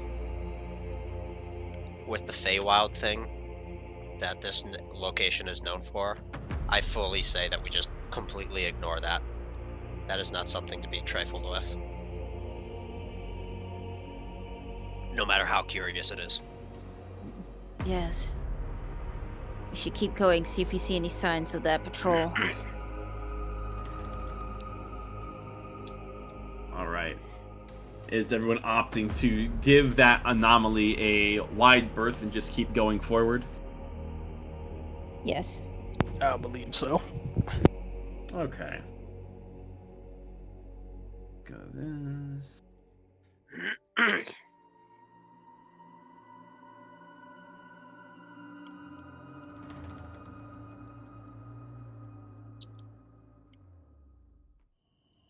Second here.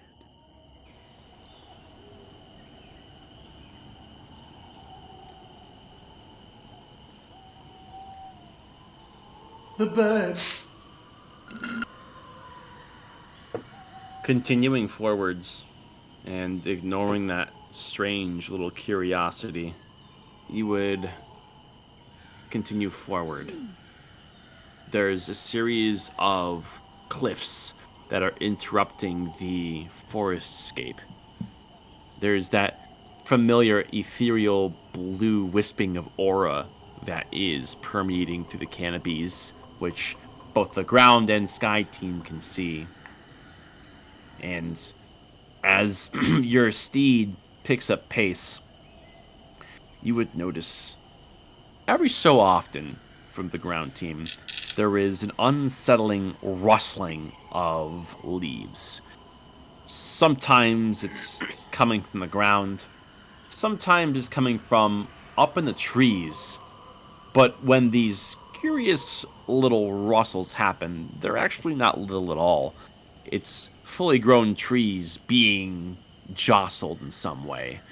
And you would look up, but you would find that whatever's doing that is within the obscurity of the canopies or the thickness of the ground. Your steed is less doing a steady run and more leaps to gain advantage over the 5 to 6 feet of overgrowth that is obscuring the ground. And you would quickly surmise that the occasional significant rustling among you is seemingly following you. There's something among all of the overgrowth. We're not alone.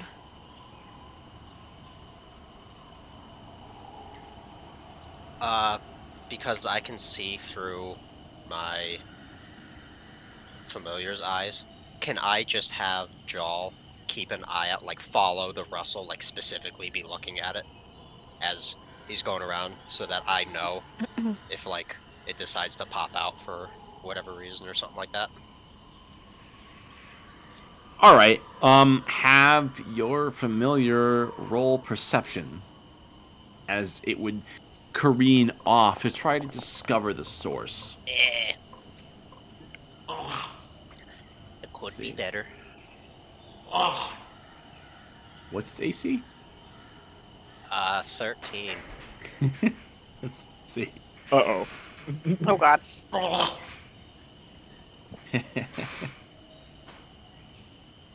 All right. I gotta go look back and find familiar to see what I can do with it. That's probably like gets one shot. I mean, a familiar only has like 1 HP, I guess. No, it's got 13 hit points. It can take a little bit of a beating, Oh, okay. but not from this. You would look through the Not from eyes this. of your familiar as it would kind of go towards the ground area, maybe a good 50 feet off from where your fiery steed had been galloping, and would close the gap. And looking through its eyes, you can see it looking back and forth, waving through the reeds, and it would pop its head upwards again to try to get a bearing, maybe relocate where that rustling had come from. The last thing it sees, a split second before its contact is cut, is a large rock speeding directly at it, and there is a sickening crack of its skull as the connection is cut. And you imagine Oh, whatever he that did. was just instantly killed your familiar. Cool. Oops. Not just a boulder. Rip little jowl. It's a rock! So I would assume it does probably more than 13 damage. That would be a good assumption. Only a little bit. Reasonable to assume. Then I cannot It's oh, fine. There we go. Oh, I can't. It's gone. Yeah, there we go. Oh, he did. Oh. Could I in that split second, could I tell where it was in relation to us as we were running? It seems like the rustling was trying to keep up with you and had stopped for just a moment to deal with your familiar. And looking over your shoulder, you imagine it's not too far off. But it is definitely now behind us. Most certainly. So if the telepathic link, is that 2 ways or is that just 1 way? With Cobweb. It's 1 way with Cobweb. Ah, okay. Wait, I no, guess- it's 2-way. Oh. Let me see. Does it only go like 60 feet? No, it's up to a mile, I think. Once it's Damn. Oh. it's established. Word.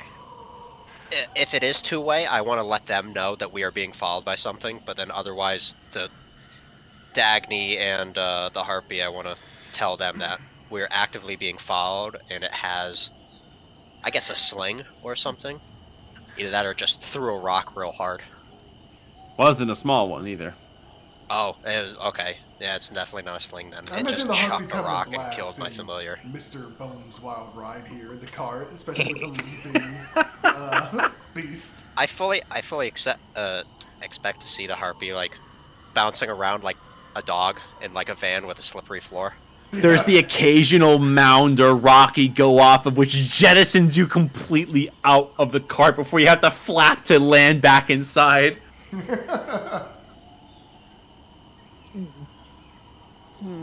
Oh, holy shit! It's a number of miles equal to your charisma mod. Dude. Oh, fuck. Bro. Hey. Damn. So yeah, it looks like the Air Eagle can hear. the Cobweb sponsored Discord is up and running. Let's go. But it is 2-way, right? Mm-hmm. Okay, then yeah, I tell everybody, whether it be physically or telepathically. Mm.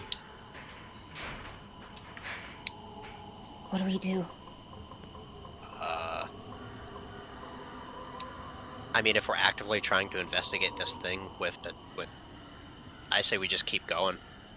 It's obviously just keeping up with us, and I don't think it can throw rocks and run accurately. So we'll deal with it once we get there. But if it's Unless it actively, just leaves us. but if it's actively following us, why hasn't it attacked yet? Probably because it's focusing on just keeping up. Why does You're it need to right, keep but up we with us, though? Because we are probably faster than it. I don't know. I didn't It see could what it easily, was. It was just big rock. but if it's following us, it could easily get ahead of us. The anomalies are not that hard to see. I think we got bigger problems. If we arrive at our destination and there's hostiles there, we'd be fighting a war on two fronts. I say Nadira falls back behind it and we pincer it. Do that. Yeah, we could do that. Yeah. Destined, I think we should approach the next anomaly and acknowledge that whatever's following us is there. Alrighty.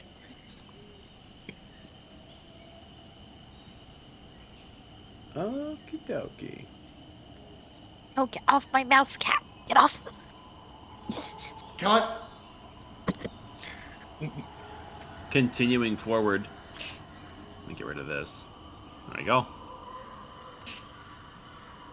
The ground team would notice that there is a rustling in the far 50-foot stretch over to your right that is keeping pace with you and would seem to speed up a little bit and is coming towards you as though to close the distance.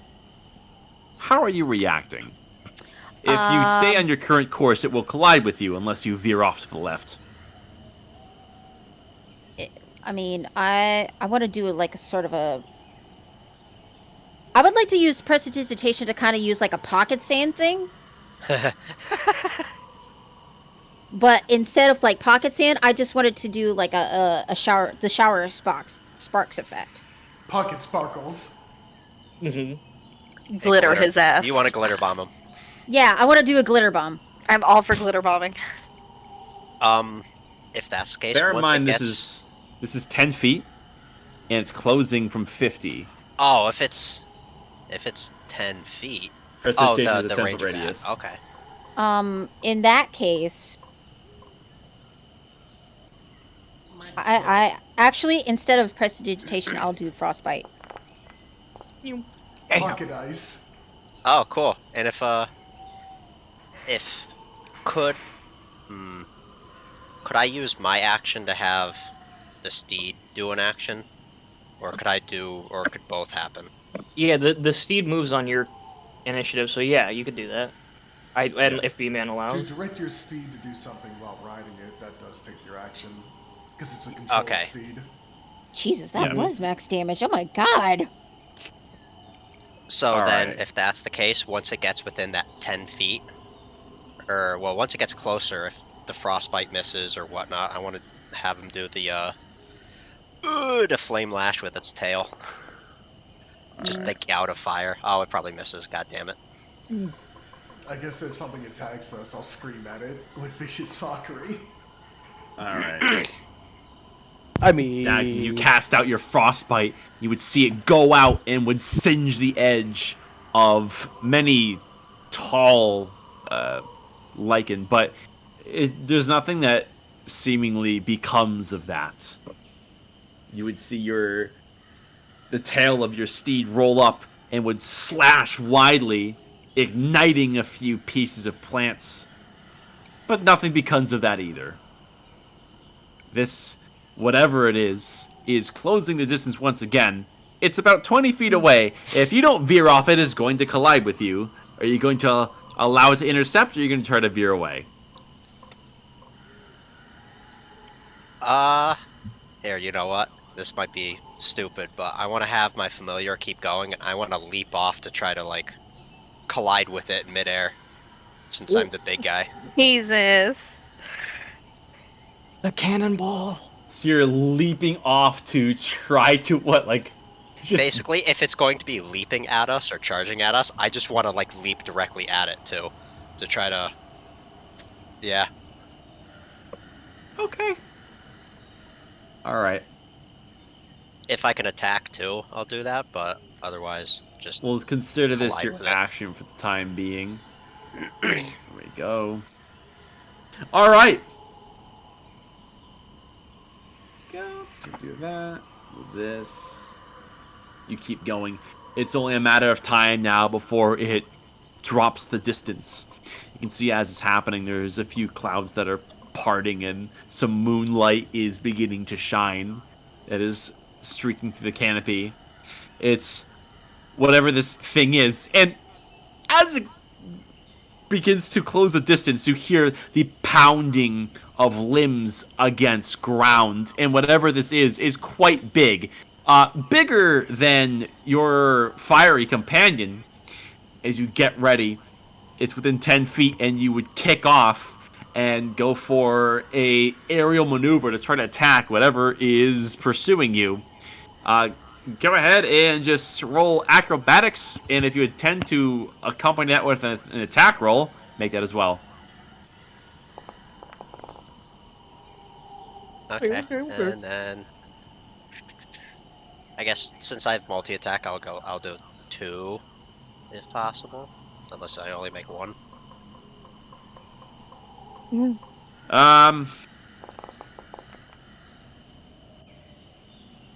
guys roll your make your second attack. God damn! And I'm going to, if both of them hit, I'm going to add a divine smite to both. That's all max damage. What the fuck? Holy shit. So here's the thing. To vivisect some motherfucker. Your acrobatics DC was 16. Okay. Roll a 13 as you would swing and swing with that halberd, but with your poor distance cleared with the rough and tumble of your steed, you would find that you don't clear the distance. The halberd has a range of 10 feet. Does that do anything? Not so much. Okay. It doesn't assist the DC in this case. Aw. And there would be Would have been so awesome. Yeah, unfortunately. There would be a collision with your beast going tumbling. You hit something very large as you go tumbling off yourself. And as for Dagny and Feather Girl, just make dex saves. Actually, I'm add your steed, make a dex save as well.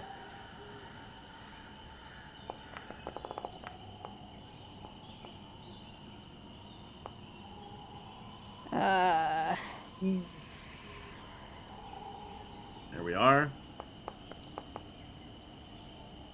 Oh no! Oof. That's rough. To our feathered friend, you simply take flight. And Abandon would ship. mitigate any of the damage that you otherwise would have taken as you flutter down to the ground.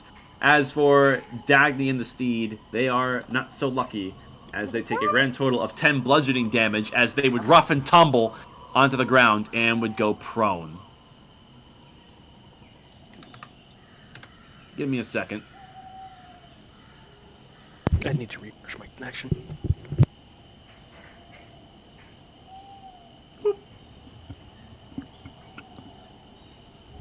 Alrighty, you motherfucker, where the hell are you? You just A feel it long map. 8 full paper. You seem to have rough and tumbled on something of a clearing. There's the occasional glance of this turquoise from some bioluminescent bug life. And there is a bit of a stench that is wafting in the air. One of fecal matter and grease. Grease, you say? Yeah. Fire, you say? Greasy shit. Destin, you stick your landing, but both your shots go wide. And you would see that before you, whatever had just collided with your friends would stand up as you would come face to face with your pursuer. Bigfoot. Monkey. Monkey. Monkey man. Wait. Monkey man throw a rock. You said grease and rot? Grease and feces. Oh, God. Poop shoot. It stands up, and with a single motion, a twitch that would reverberate through its huge musculature would shake off the dirt as it stands up and eyes you down with these glowing primitive eyes.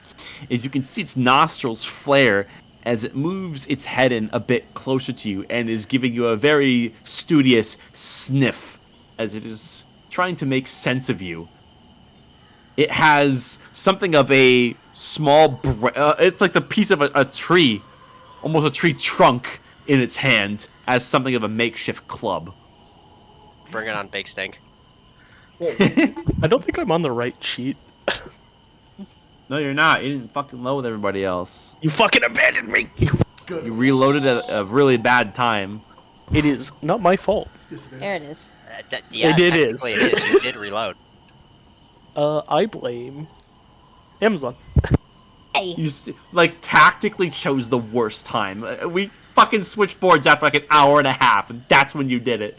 Hey, it's fine. It's fine. To be But, fair, yeah, I did it because I couldn't hear the audio. Okay, It's moving fine. on.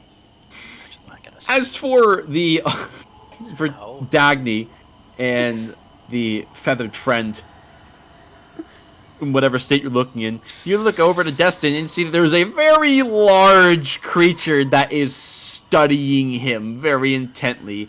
And to our 3 airborne compatriots, you would see much of the same. There's 2 more sources of large rustling through the trees that seem to be quickly closing on this position as well. Destined!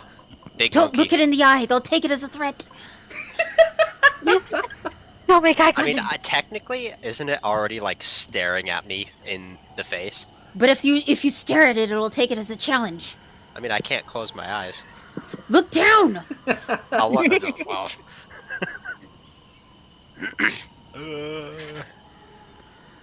Yeah, I guess I'll just look away. Slightly. I want to keep it in like the corner of my eye so I could still see it if some big monkey thing happens. Destin, describe your exact body movements at this time. Oh god. I mean, I guess if it's staring, like essentially like, if it crouched down, I guess to look at me. It is standing up and over you, imposingly so. And then I guess if I'm not looking directly at his face, I'll just keep looking forward, not move. Because if it's can't technically see my eyes, I guess. How tall is it compared to me? These apes are classified as huge, so they're, oh, God. they're about 15 feet high. Okay, so then it probably can't tell where my eyes are even looking, so I just won't do anything. If it snaps, I'm diving for Dagny. Nadira, you know what we must do. The atomic goblin bomb. Oh my god, I'm so down. I can't talk, but I'm so down. I mean, I have a very I mean, special technically, thing. can't you talk as your... I don't think so. I mean, she can understand, but you won't be able to speak common. You speak as a bird. Yeah. I'm just making cawing noises. I'm pulling a harpy. Yeah. Hmm. I wonder, how far is that? You would 60 feet. see, as all this is going on, everyone would witness as Destined is being studied by this giant ape. It would come down close, only a few feet away from Destined with its nostrils flaring. And there's this moment of pure tension as Destined would abate his stare off in an unthreatening direction and presents himself as non-threateningly as he can. If possible, I just want to go like full, I am a statue, because I could probably like lock myself into place. Sure, Just be like, I am just another object. you lock up as your plates contract together to minimize your presence further. You see its large, muscular arm reach out towards you, and a singular index finger and thumb would grip the shoulder plate and would give it a firm tug. It's a very minor movement for this creature, but on your end of things, it is imposingly strong as it seems to toy with you for a moment. before immediately would stand up again and gives a very mighty as there's this wave of hot breath that washes over your plates, and there was a as it would take the tree branch like club and would smack it into the ground twice. As you can hear, there is quadrupedal movement through the bushes that are closing in, as it looks like he's being joined by others. I'm diving for Dagny. I'm grabbing her in my claws. Could I do like an insight check to see what that possibly means? If it's like come at me, or just I like, mean, would is that be doing more that to try to animal make handling me though? move He's or something? calling his buddies. Make They're a nature check. triangulating you. They're hunting you. Now, it doesn't look inherently aggressive what he's doing, but he's certainly communicating with his friends. Not yet. So go ahead and make a nature check, Destined. Yeah, let's see. Oh, Damn. Holy shit. You can see that this creature is not inherently aggressive at the very current moment. It seems intrigued, as whatever you are and whatever you're made of appears to be a mystery to this creature. You would notice that it has this strange arrangement, some sort of very large necklace that is around its neck, and there's an assortment of mushrooms and glowing crystals that adorn it. And you can see that there is some primitive intelligence to this creature. And you see that after it slams its logged staff into the ground, its other hand that had previously been toying with your plates would be glowing a little bit. And you see the glowing fingers would tap the log as it would do something on its own volition. Ooh! Are you shit! What? It's a druid. And you would see that the log would sprout little leaves and would glow a little bit, and it would gently take this. Keep in mind, it's a tree trunk. It would just gently press and poke against you. There are light pokes for this creature, but for you, you really have to do your best not to fall over. I mean, if it helps with the act, as he pushes me, I just want to just clunk and fall over, still like stiff, like I'm just an object that he just found. Army man. All right. Yeah, like Army Man. It just just tip over, not move, stay locked up. You don't resist as you would assume full lock-up statue and fall to the ground. And it would tilt its head curiously as its two friends would arrive. As this would clear the stream that you had tripped over in a single bound. And for our feathered friend, it would, with a earth-shattering landing of its feet, would land next to you, as would the other one. God. Oh God. At this point, don't do anything stupid. Like, she's gonna try and just like at least right herself, but she's gonna do this as slowly as possible to not antagonize them. I'm in the air, Okay. right? Yeah, you're currently flying right now. What's your immediate action? Are the two to the right here looking at me specifically? There's a fleeting glance from the close one, but the two of them seem more focused on this creature. Okay. I have a weird idea. Okay. While they're kind of distracted there, because I'm just a bird, a very small bird, I imagine, in their eyes. Can I just kind of stealthily fly off? I mean, they see you, so how do you mean stealthily? I mean, I imagine I'm out of, like, physical reach. So I guess if they're intent on them, I'm just flying off here, in this direction. Show me movement.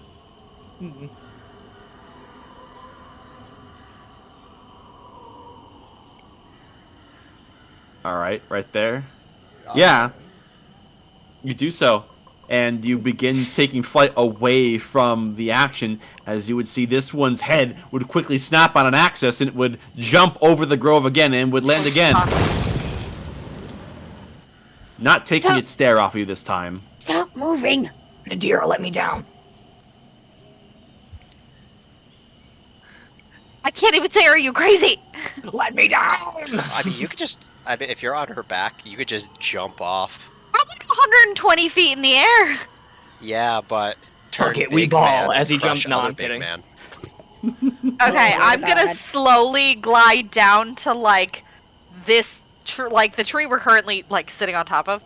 Yeah. I'm just gonna glide to like tree level, so if Cobweb and Earthall want to hop off, they can. But I am staying in the air.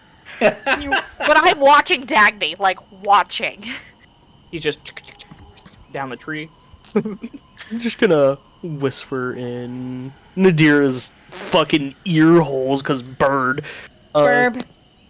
Yeah, if they get hostile, I'm probably just gonna put a wall of fire between Dagny and the giant one. I just Okay. nod my head in confirmation. B-man. Yes. Which one of these looks like the alpha monk? Oh Jesus! if Probably anything, the one that poked me. I the should've one that's made been it jump. poking Destin seems to have some sort of rapport with the other two. Okay. I'm going to do something risky. Okay. Don't Well, lynch continue. me. I Don't should have lynch me made if you it jump. fails. Don't. Don't lynch me if it fails. He's going to hop over the river, you know. He is going to stop right here. He is going to enlarge and take Oh. the deepest breath of his whole fucking life Oh no! Cobweb, while no! make, I know Wow. it's coming. while making a mental connection with the monkey.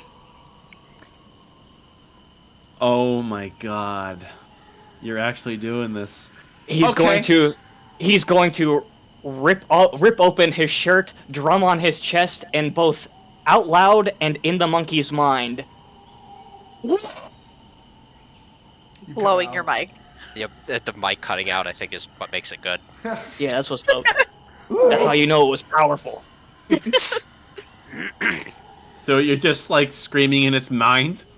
I'm trying to assert dominance. Okay. Roll intimidation. Got you. Let me see here. On a side note, because not moving seems a good idea, could I have just perched on a branch here without causing problems? There's a low-hanging branch that's a couple feet off the ground that you can perch on, yes. Let me see here. I'm gonna stay hovering like right above treetop level Gotcha. of this tree. I'm just holding on, preparing. And I'm waiting. The minute that first one steps No! towards Dagny, That's I'm the best, diving. that's the No! best thing that could fucking happen to No! you. Like, bro. Oops. Oh no! You done fucked up. I should have made you jump, you little green bean. I'm You can sorry. see this ape was in the process of manhandling Destin, was picking it up as though a child to examine his toy that stopped working. But as you would present yourself, pop your chest, and would scream into its mind, you see a grimace would appear on its mouth.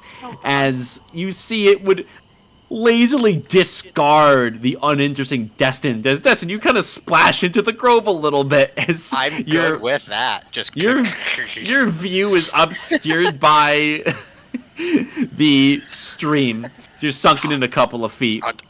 Cool. I'm gonna hang out there. And you would see Cobweb without the telepathic link coming anything back your way. It stands upright, would square up its shoulders, would take a couple of steps towards you, and then would take its upright form, would smash both its fists down into the ground, one directly to your left, the other directly to your right. Cobweb, you idiot! Completely unfazed, just looking him straight in the fucking eye. He's like, I lived once. I'll Make do a it wisdom again. saving throw, Cobweb. Oh, Shit. fucking shit. Hold on. Let's see. Wizzy save. Got you. Hiya. Let's go. Fuck. You put on a good act and tell yourself comforting thoughts, but you can feel your ankles are shaking in your boots. You are small. This creature is huge. Wait. I am. Wait, he said he had enlarged. You enlarged? Yeah. Oh, yeah. All right. That's the first thing He he did- said, yes. Yeah, he did I say see. that, yeah. All right. Let me fix this real quick. You are not as you appear. A bitch. You are slightly Oh. fatter. Let's go. He didn't grow in size, like height-wise. He just balloons out in weight. Oh, Jesus. You would see that this creature is not impressed. And you hear a few broken words would come back to you on that telepathic link. You intruder, trespass, fire, disrespect. Oh, God. Fire. He gestures towards the fallen creature. My troop.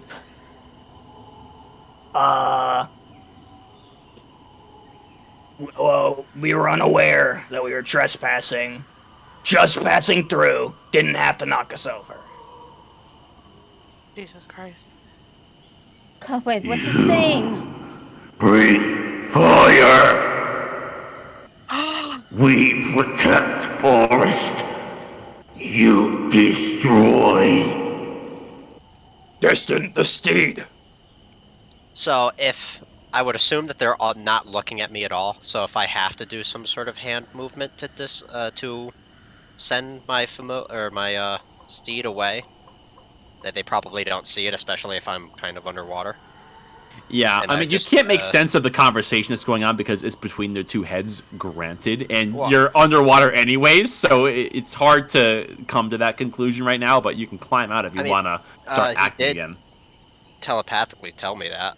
Well, no, I didn't telepathically tell you. I said out loud, dismiss the steed. Oh. Well, I'm not dismissed for one. Oh, my bad. I'm sorry. I think to That's- dismiss the seed. Oh, I mean, if... I mean, I was thinking about doing that anyway. I was waiting for the chance. Mhm. Because I figured that'd probably be smart. But, I'll dismiss him. All right. Now that I'm kind of out of the way, just move my With hand to a whatever I need to. puff of embers and brimstone, there would be a whoosh as your steed is dismissed. Much to the bewilderment of this ape here, his eyes widen, and you see it shake its head several times over as if its mind was just blown, and it makes a little confused noise. It is looking for where it went. It's looking around now. Cobweb looks up to Alpha Monkey, Big Stinky, and says, no fire, no problem.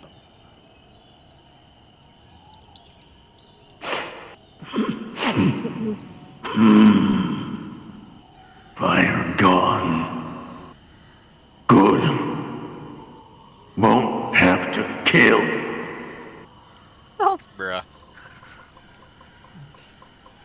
Why you here? Passing through. Passing through where? Looking for the rest of my troop. Falling rocks. Troop. Little men. Small. More intruder. We see them. What direction? Over that way. He's pointing towards the southeastern direction, up towards the continuation of where this creek is going. It looks like it isn't far from here, based on his gesture.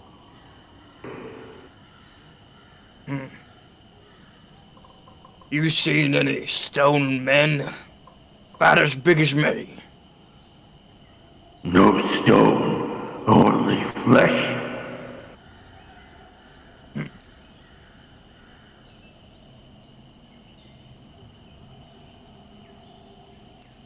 Cobweb?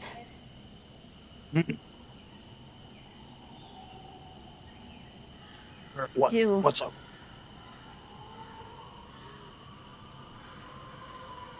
What's the plan? He's telling me where our targets are. He didn't like the fire. It's about all. Judging from its Apparently we're blaze, trespassing. they're protectors of this forest. Seems like it. Of course.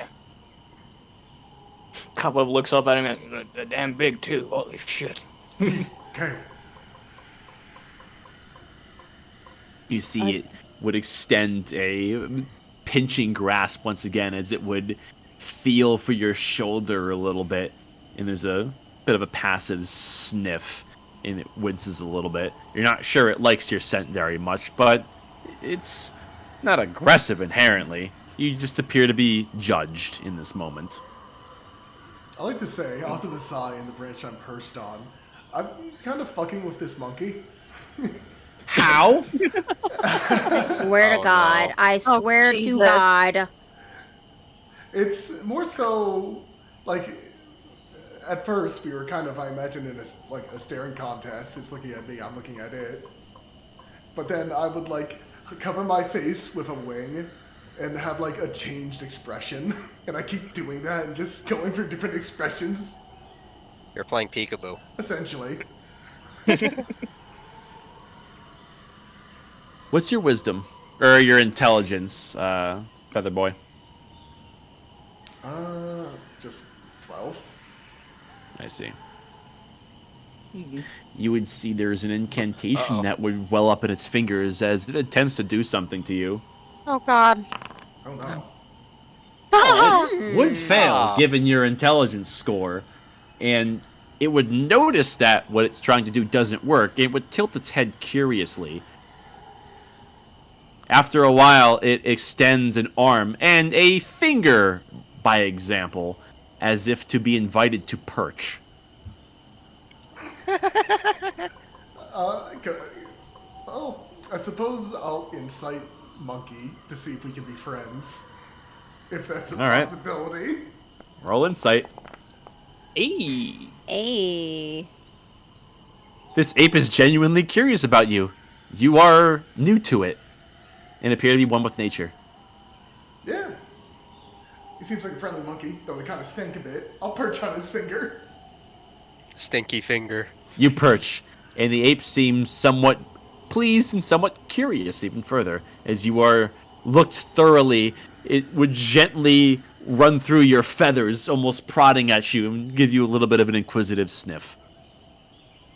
I'm giving that right back at him. Is there any scent beyond grease and shit? Those are the Okay. overwhelming majority, but there's the occasional aroma of mushrooms and some edible vegetables and some natural things that have grown that have been plucked and summarily woven into their large necklaces. That's neat. Yeah, I suppose I suppose you could get back to the main group here while bird and monkey communication is going on. Cobweb, there would be a continued conversation with this creature. Why group here? Like I said, passing through. That's all. No. Why other group here? Smell like you. Scouting around, looking for danger. Plenty danger. We noticed. As he sort of quirks his eyebrow up. I think while that's going on, Dagny is just very slowly taking like baby steps towards him. Okay, show me movement. Should just be like I'm gonna fly over to kind of hover and oh Jesus Christ, to like hover in this area, like right about here. Okay, me. you may do so. You've been noticed Yeah, by the obviously, apes, Rachel. but they have their own concerns. This one moves a little bit closer. It's keeping up with Dagny and inspecting you a little bit closer as well. How do I move them freely? There are no sudden movements. They're not hostile right now. You think like menfolk. How is that?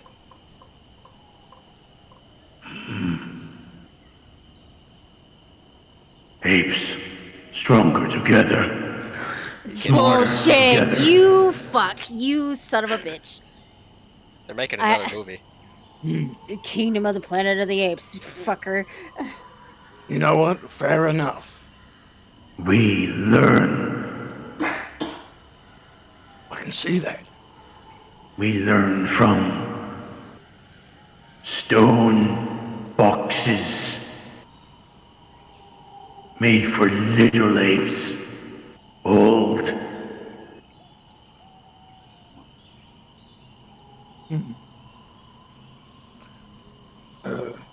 Can you show us? Long ways away. Not much left.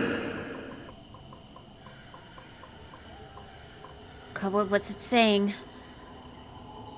Seems they learned the ways of druidic magic from some sort of stone box created by small monkeys. I think that means us. That means us, right? Humans. Would anything like that sound familiar to me? From what Druidic you know, magic originating like that. from what you know, and the little tidbits of knowledge you have on this region, there were some impressive druidic clans that had existed. And you know that the only use of stone would be something of a more permanent settlement that surely would have been interwoven with nature to a significant degree. And I'm assuming Cobweb is kind of given the scoop on what this guy is saying, and you would know that these apes probably had some access or exposure to the ruins of the old druidic ways back before the fall and have adapted what they found and discovered into their own culture. It seems like these guys have picked up a thing or two from ancient druids. I'll just kind of. She'll just kind of peek out from behind Cobweb and say to this ape. She'll just kind of gesture to herself, saying human. Not sure if he's gonna understand or not, but she'll say human. Which one? The one on the right? No, the one here. Oh, yeah. It looks over towards you and would tilt its head a little bit. It heard you, it's just not sure what to make of it. You learn from human.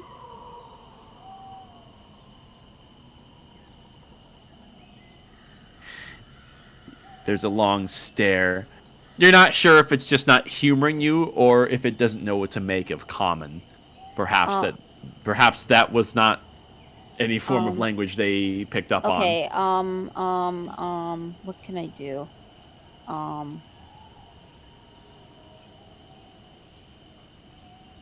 Magical tree. I'll just kind of use prestidigitation, and I'll use the illusory effect to kind of create the effect of like a small sprout coming out of my hand.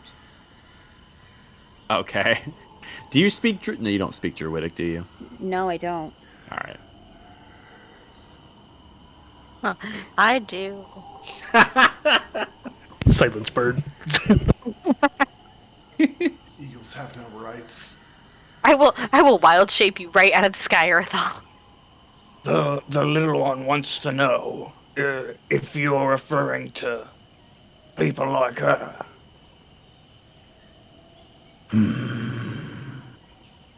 Never seen them. But they small.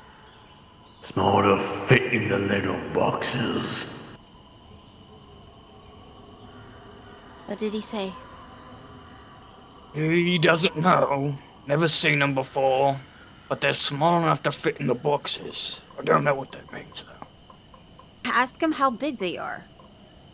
How big the boxes are. He sort of holds up his hands in like a measuring gesture. About, are big? Yeah. Big. Bigger than that.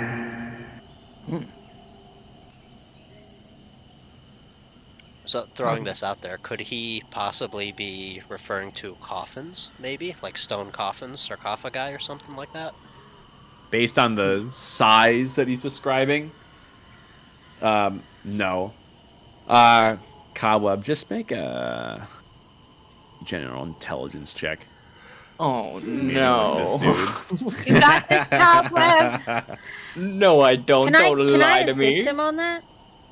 Not in this context, because like they have the link going on, and he's been exchanging words. You're not really like within this loop, unfortunately. Not Okay. bad. Okay. Based on what these guys describe, the using of small, like or big stone boxes, for people, the best you can come to is there may have been some sort of structure or ruins or fortress or something like that that belonged to the old world that these guys had learned a thing or two from their ways. And that seems to be the whole point of contention here. They don't appear to be familiar with your kinds, and their natural inquisitive nature around all of you guys seems to line up with the fact that, yeah, you guys definitely seem to fit the bill for that. Not boxes, buildings. At least that's what I can surmise. Buildings. A pillar? Well, ask him. Tall stone structure? Reaches into sky? Are they like big stone trees? You said boxes. Yes. Boxes. Big. Holes for little people go in and out. Woven with trees. One with nature. Tree houses. Stone tree houses. One with nature, apparently. Hey guys, don't mean to rain on your parade or anything or your communications, but the patrol? Yes. Did he say which way the patrol was? Yeah. Actually, we were dead set on it.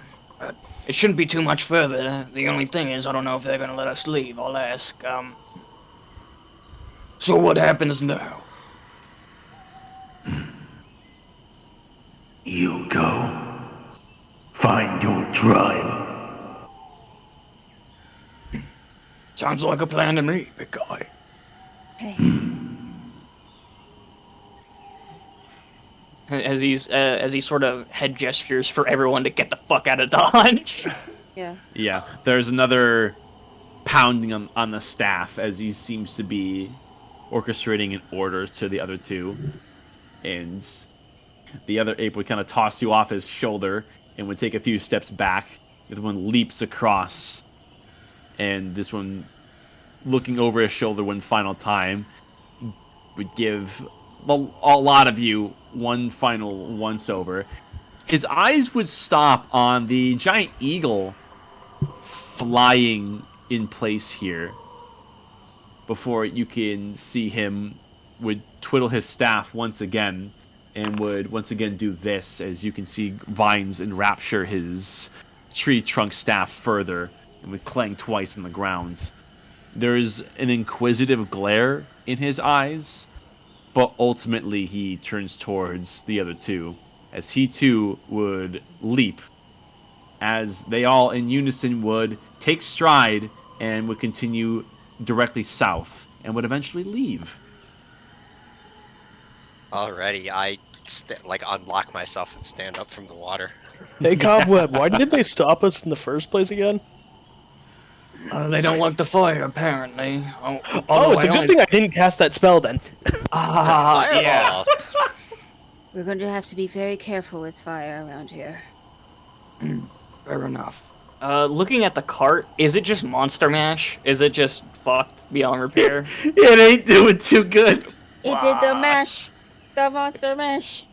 Damn it, they monster mashed our cart. As he does a big exhale, and as he does, he just sort of deflates back down into It's like a a fat little guy man. holding in his stomach. Yeah, that's You what's up. deflate back down to your less impressive size. No. Fuck. I am immediately distracted now that the monkeys are gone about these glowing butterflies. Oh yeah, they're dancing all around. Cobweb's knees are I'm still now thinking of fucking Destined missing his fucking jump, and just all we hear is just Yeah, yeah. Pretty much. Okay, guys, I suggest we get fucking moving. I Looks like agree. we're gonna have to walk from here, it seems. Yeah, looks Alrighty. like, well, I mean, at least some of us do. as he sort of points up to Nadira. I refuse to come down. Get fucked, losers. I mean, I will like, if it makes any difference, I'll hold on to Cobweb because I have a feeling he's like weighs nothing compared to like everything else. He's a small boy. Yeah. I'm gonna go down and like I'll land and kind of gesture to Dagny to get. Thank you, Nadira, as she goes ahead and gets on. Pulls on Dagny on. Oh, hi, Dagny. Easy. All right, back into the air we go. Man, You that climb was so aboard. embarrassing. My voice totally cracked when I did that roar. God damn it. It was a squeak. No. But alrighty, let's move. I guess I'll grab Cobweb, kind of throw him on my back, sitting on top of my backpack, and I'll just start booking it towards wherever we're going. I'll just kind of caw at Harpy and say, let's go. Yeah, you're following the stream southeast in this direction. As the ape had mentioned, you weren't far. Hmm. And this is a good point to take a 15-minute break. Yee! Oh. Alright. Oh man, I had a really funny thing that I was planning to do, but you guys worked it out. The Like, I was what a shitty time to crit fail. Holy wow. crap. Oh my god. And I just realized I have fucking inspiration. I could have. Damn it. Yeah, too late now. It is what Yeah, it fair, is. fair. So I actually have to get going. So good night, everybody. I think Brandon will handle the rest of. Nadira just fucking disappears and me and Dagny fall. Everybody falls. Apes strong together. I gotta be up real early tomorrow. So Okay. Alright, night. good night, everybody. See ya. I can't believe the apes killed Nay. Wait.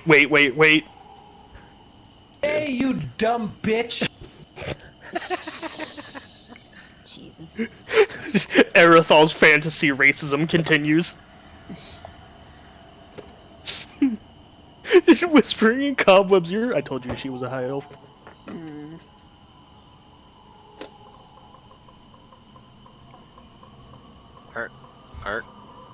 Aren't you a high elf? No, I'm a fucking wood elf. I'm pretty sure Nadira's a wood elf okay. too. Yeah, she is. I was. That's okay. I was gonna say it's like a whole Uncle Ruckus situation. Uncle Ruckus. Yeah. Wait, no, it now double applies because he is. Jesus. Beep, beep. Beep. Someone's using the microwave. Me. What? Huh?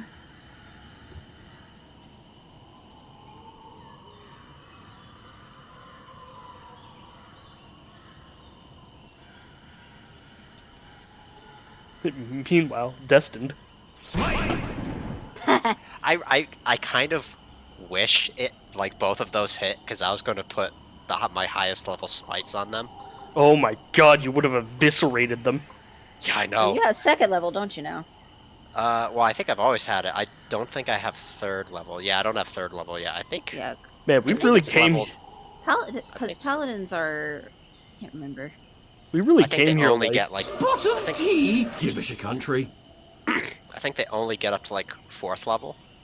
I thought Fifth, like. no, they get up to 5th level. I'm just wondering Okay. when they. Doesn't it cap out though, like the damage?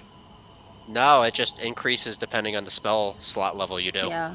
Yeah, but I thought you could only do a max amount of dice let me- of radiant damage? I don't know, unless that's something specific. Divine Smite. Smite. Extra damage is 2d8 for a first level plus d8 for each spell higher than first to a max of 5d8. Damage increases by 1d8 if the target is undead or fiend to a maximum of 6d8. So, Yeah, basically I'd have to use it at level 5 and it can't go higher. yeah. No, wait. Oh wait. no, that includes the Yeah, ritual a dice. third level Okay. spell slot So would third. be, yeah. But I mean, yeah, Does whatever. the maximum also increase by like 1d8? Because at that point, it's just a second level spell slot. Is max against fiend or undead. Yeah, it updates to 6 if it is an undead. Okay. Otherwise, it caps at 5. I mean, I had the option with Tasha's Cauldron of Everything to instead of potent spellcasting, I could have done Blessed Strikes. Whenever a creature takes damage from one of your cantrips or weapon attacks, you also deal 1d8 radiant damage to that creature. Once you deal this damage, you can't use this feature again until the start of your next turn. So there's a possibility of me doing a lot more damage than +4 with potent. Yeah. But there's also a chance that I do less. Yeah. And at this rate, it's like a 50%. Well, because what an average on D8 is what 5. So I think so. Yeah. Yeah. So I have a good chance of doing less damage.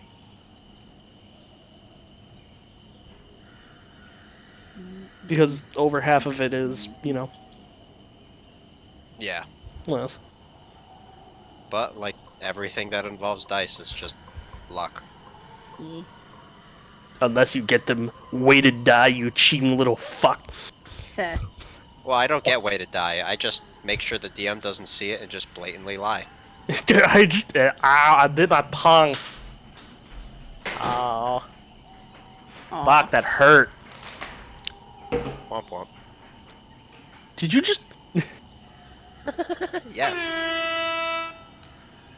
Yeah, no, it's a good thing you solved that. I plan to fucking Bugs Bunny them. What, dress up like a lady and seduce them? Yeah, I was gonna turn into an ape and try and fucking, I don't know, communicate with them, seduce them, lead them away or something. You were going to try to fucking seduce them, like... Yeah.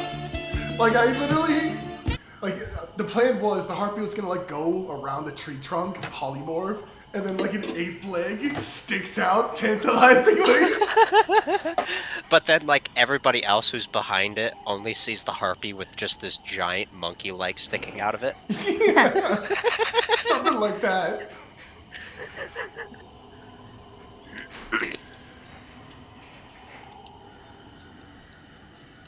That's interesting. Druid monkeys. Monkey. Druid monk ape together strong. I'm kind of, as kind of mediocre as all the other movies were, I'm kind of excited for the new one that's coming out. I think I only saw, like, the second one? There's 3 of them now, right? The newest is the third? No, the new one's the 4th, I think. Really? Yeah. Let me... All I remember is that Caesar was having beef with a scarred up ape, and I forgot where that went. Yeah, so it's Rise of the Planet, Dawn of the Planet, and then War for the Planet, and then now we're getting another one. Can't believe fucking Carol actually got the fucking It's Family Guy death pose. Kingdom of the Planet of the Apes. Yeah, that's hilarious. That still brings me joy. Can't wait to kill you after you spend hundreds of dollars on arts. You gave me your address. Yeah, come at me. You know what's gonna happen if you show up on my doorstep. Steps.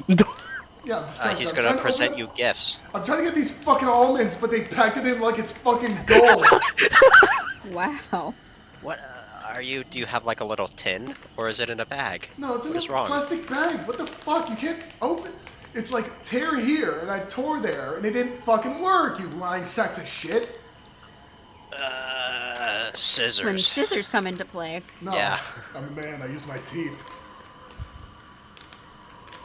Come on. Meanwhile, I love seeing the videos of people opening things with their teeth only for like a tooth to fall out. Yeah, That brings me joy. That's probably gonna happen to me because my teeth are pretty jacked up from being a chain smoking fucking retrobate. fucking Aerithal 95% of the time with fucking perception checks. Did you see it? I said, Legolas, do you see something with your elf eyes? I see Yes. something funky. Yeah, Something. no, just like in the dead of night, they don't see you. They just see like your two glowing pinpricks in the dark. Did you see it? Yes. no, fucking. Oh, Goat, have you seen some of like the clips of fucking Lethal Company where it's like two glowing eyes in the dark? Oh, That's the spine snapper that just Aerithal. abducts you? Yeah. That's just Aerithal. People have already started modding it and replacing the There's a Goku one. like the monsters. Well, I've seen the Goku that plays the ding ding ding ding as it's chasing you. And it's just a stock square image of Goku. That's even better. Oh, something creepy about that thing. It's called the Bracken. If you're moving, it'll move with you and crouch behind you until you turn around to look at it, and then it'll snap your neck. Oh yeah. I wouldn't expect it otherwise. SCP, hello? No, Lethal Company. Which I keep meaning to get, but I don't know if other people around will actually get it. Slut, get it. I know. I am balls deep in Baldur's Gate. I can't start a new game right now. I got it, but Kia won't play with me. It's because you're a slut. Fuck you. I'll have fucking Bean give me your address. No. That's God, true. no. She knows. I don't think she actually does. I think she forgot. I remember we went to your house. Oh yeah, you met We my picked you up mom. and we saw Incredibles 2. Yeah, that was a good time. I was honestly surprised by how good the movie was. And I always they put out some really good stuff. God, I forget, who's that guy that fucking kept saying just, that's the way it goes, or something like that? That's over. Jake. That's the way she goes. Yeah, that's the way she goes. I'm like, is this a bit you're doing? Like, every other sentence, he would fucking say that. I'm like, are you okay? Well, when you were talking to me, he was probably drunk off his ass, so unsurprisingly, he would have said that a lot. Yeah.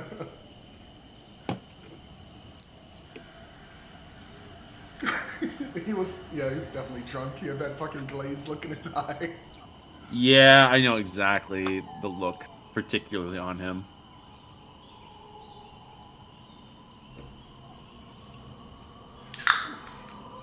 But yeah, being that, like I was saying earlier, I was gonna Bugs Bunny the monkeys if the situation went sideways.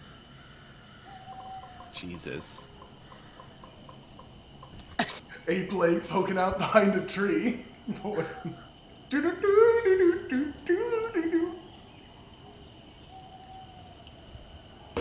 Alright. I'm just looking at That's just Aerithal at the dead of night. Writing memes. Lethal Company. Yeah, It's good. it's fun. It looks fun, but yeah, if I actually have a chance to crack it open. I really hope they keep updating it with like more maps and more monsters and stuff like that. I'm gonna ruin it for you. A furry developed it. That means nothing to me. Furries developed Discord and we're using it. Oh Oh no. shit! Really? You're Oh right. no! We're all tainted with this cursed knowledge. Time to kill myself. Yeah, that's why there was a massive scandal, like, I want to say, like a year or two after it Oh started yeah, becoming with the popular. whole fucking like one of the Discord like actual like moderators, not just like Discord server mod. No, an actual Discord moderator was like a fucking pedo. Yeah, Oh no, please. he had like furry child porn basically, and it was everywhere. No. The suicidal urges, they grow every I day. have no idea what happened to him either. Keo, you know how you like get a bunch of art for your thing? Yeah. Like, For your thing. I had a fucking curse situation. It's just like your fucking, like your icon is your fucking meme Sona in a fucking diaper, and I would be legally obligated to kill you. Why would you speak? Why would you? Because that's the cursed images you fucking see from furries. B-Man, I'm gonna give you the gun. Shoot me. Well, I never thought I'd get this opportunity. You are dead. He's nothing surprised. You missed. Skill issue. Wait, dude, what body hit the floor? I think you hit Oh my Amazon. god. You shot Oh, yourself. okay. So, Amazon. guys, my dog just got hit by a car. I have to go. Oh wait, what? Actually? Yeah, no, I have to go. I'm sorry. Oh, Oh. fuck. Oh, All right, yeah, I gotta go. Sorry. Yeah, it's okay. You know, maybe it's a good point to stop if that's the case. Yeah. Yes. Wow. We lost Nate because Nate had No, stuff to she do told me. tomorrow. She told me. It's fine. Oh shit, fuck. dude. I thought he was kidding. Oh B-Man, no! you hit his dog. That's who I shot. Oh no! Oh no! Wow. It's like I said earlier, shank the dog. All right. Well, hey, that's okay. That's okay. We can save the encounter coming up for next session. It's just fine. Fuck. That's less work for me next week. Oh, I hope he's okay. Yeah, that's Yeah. intense. I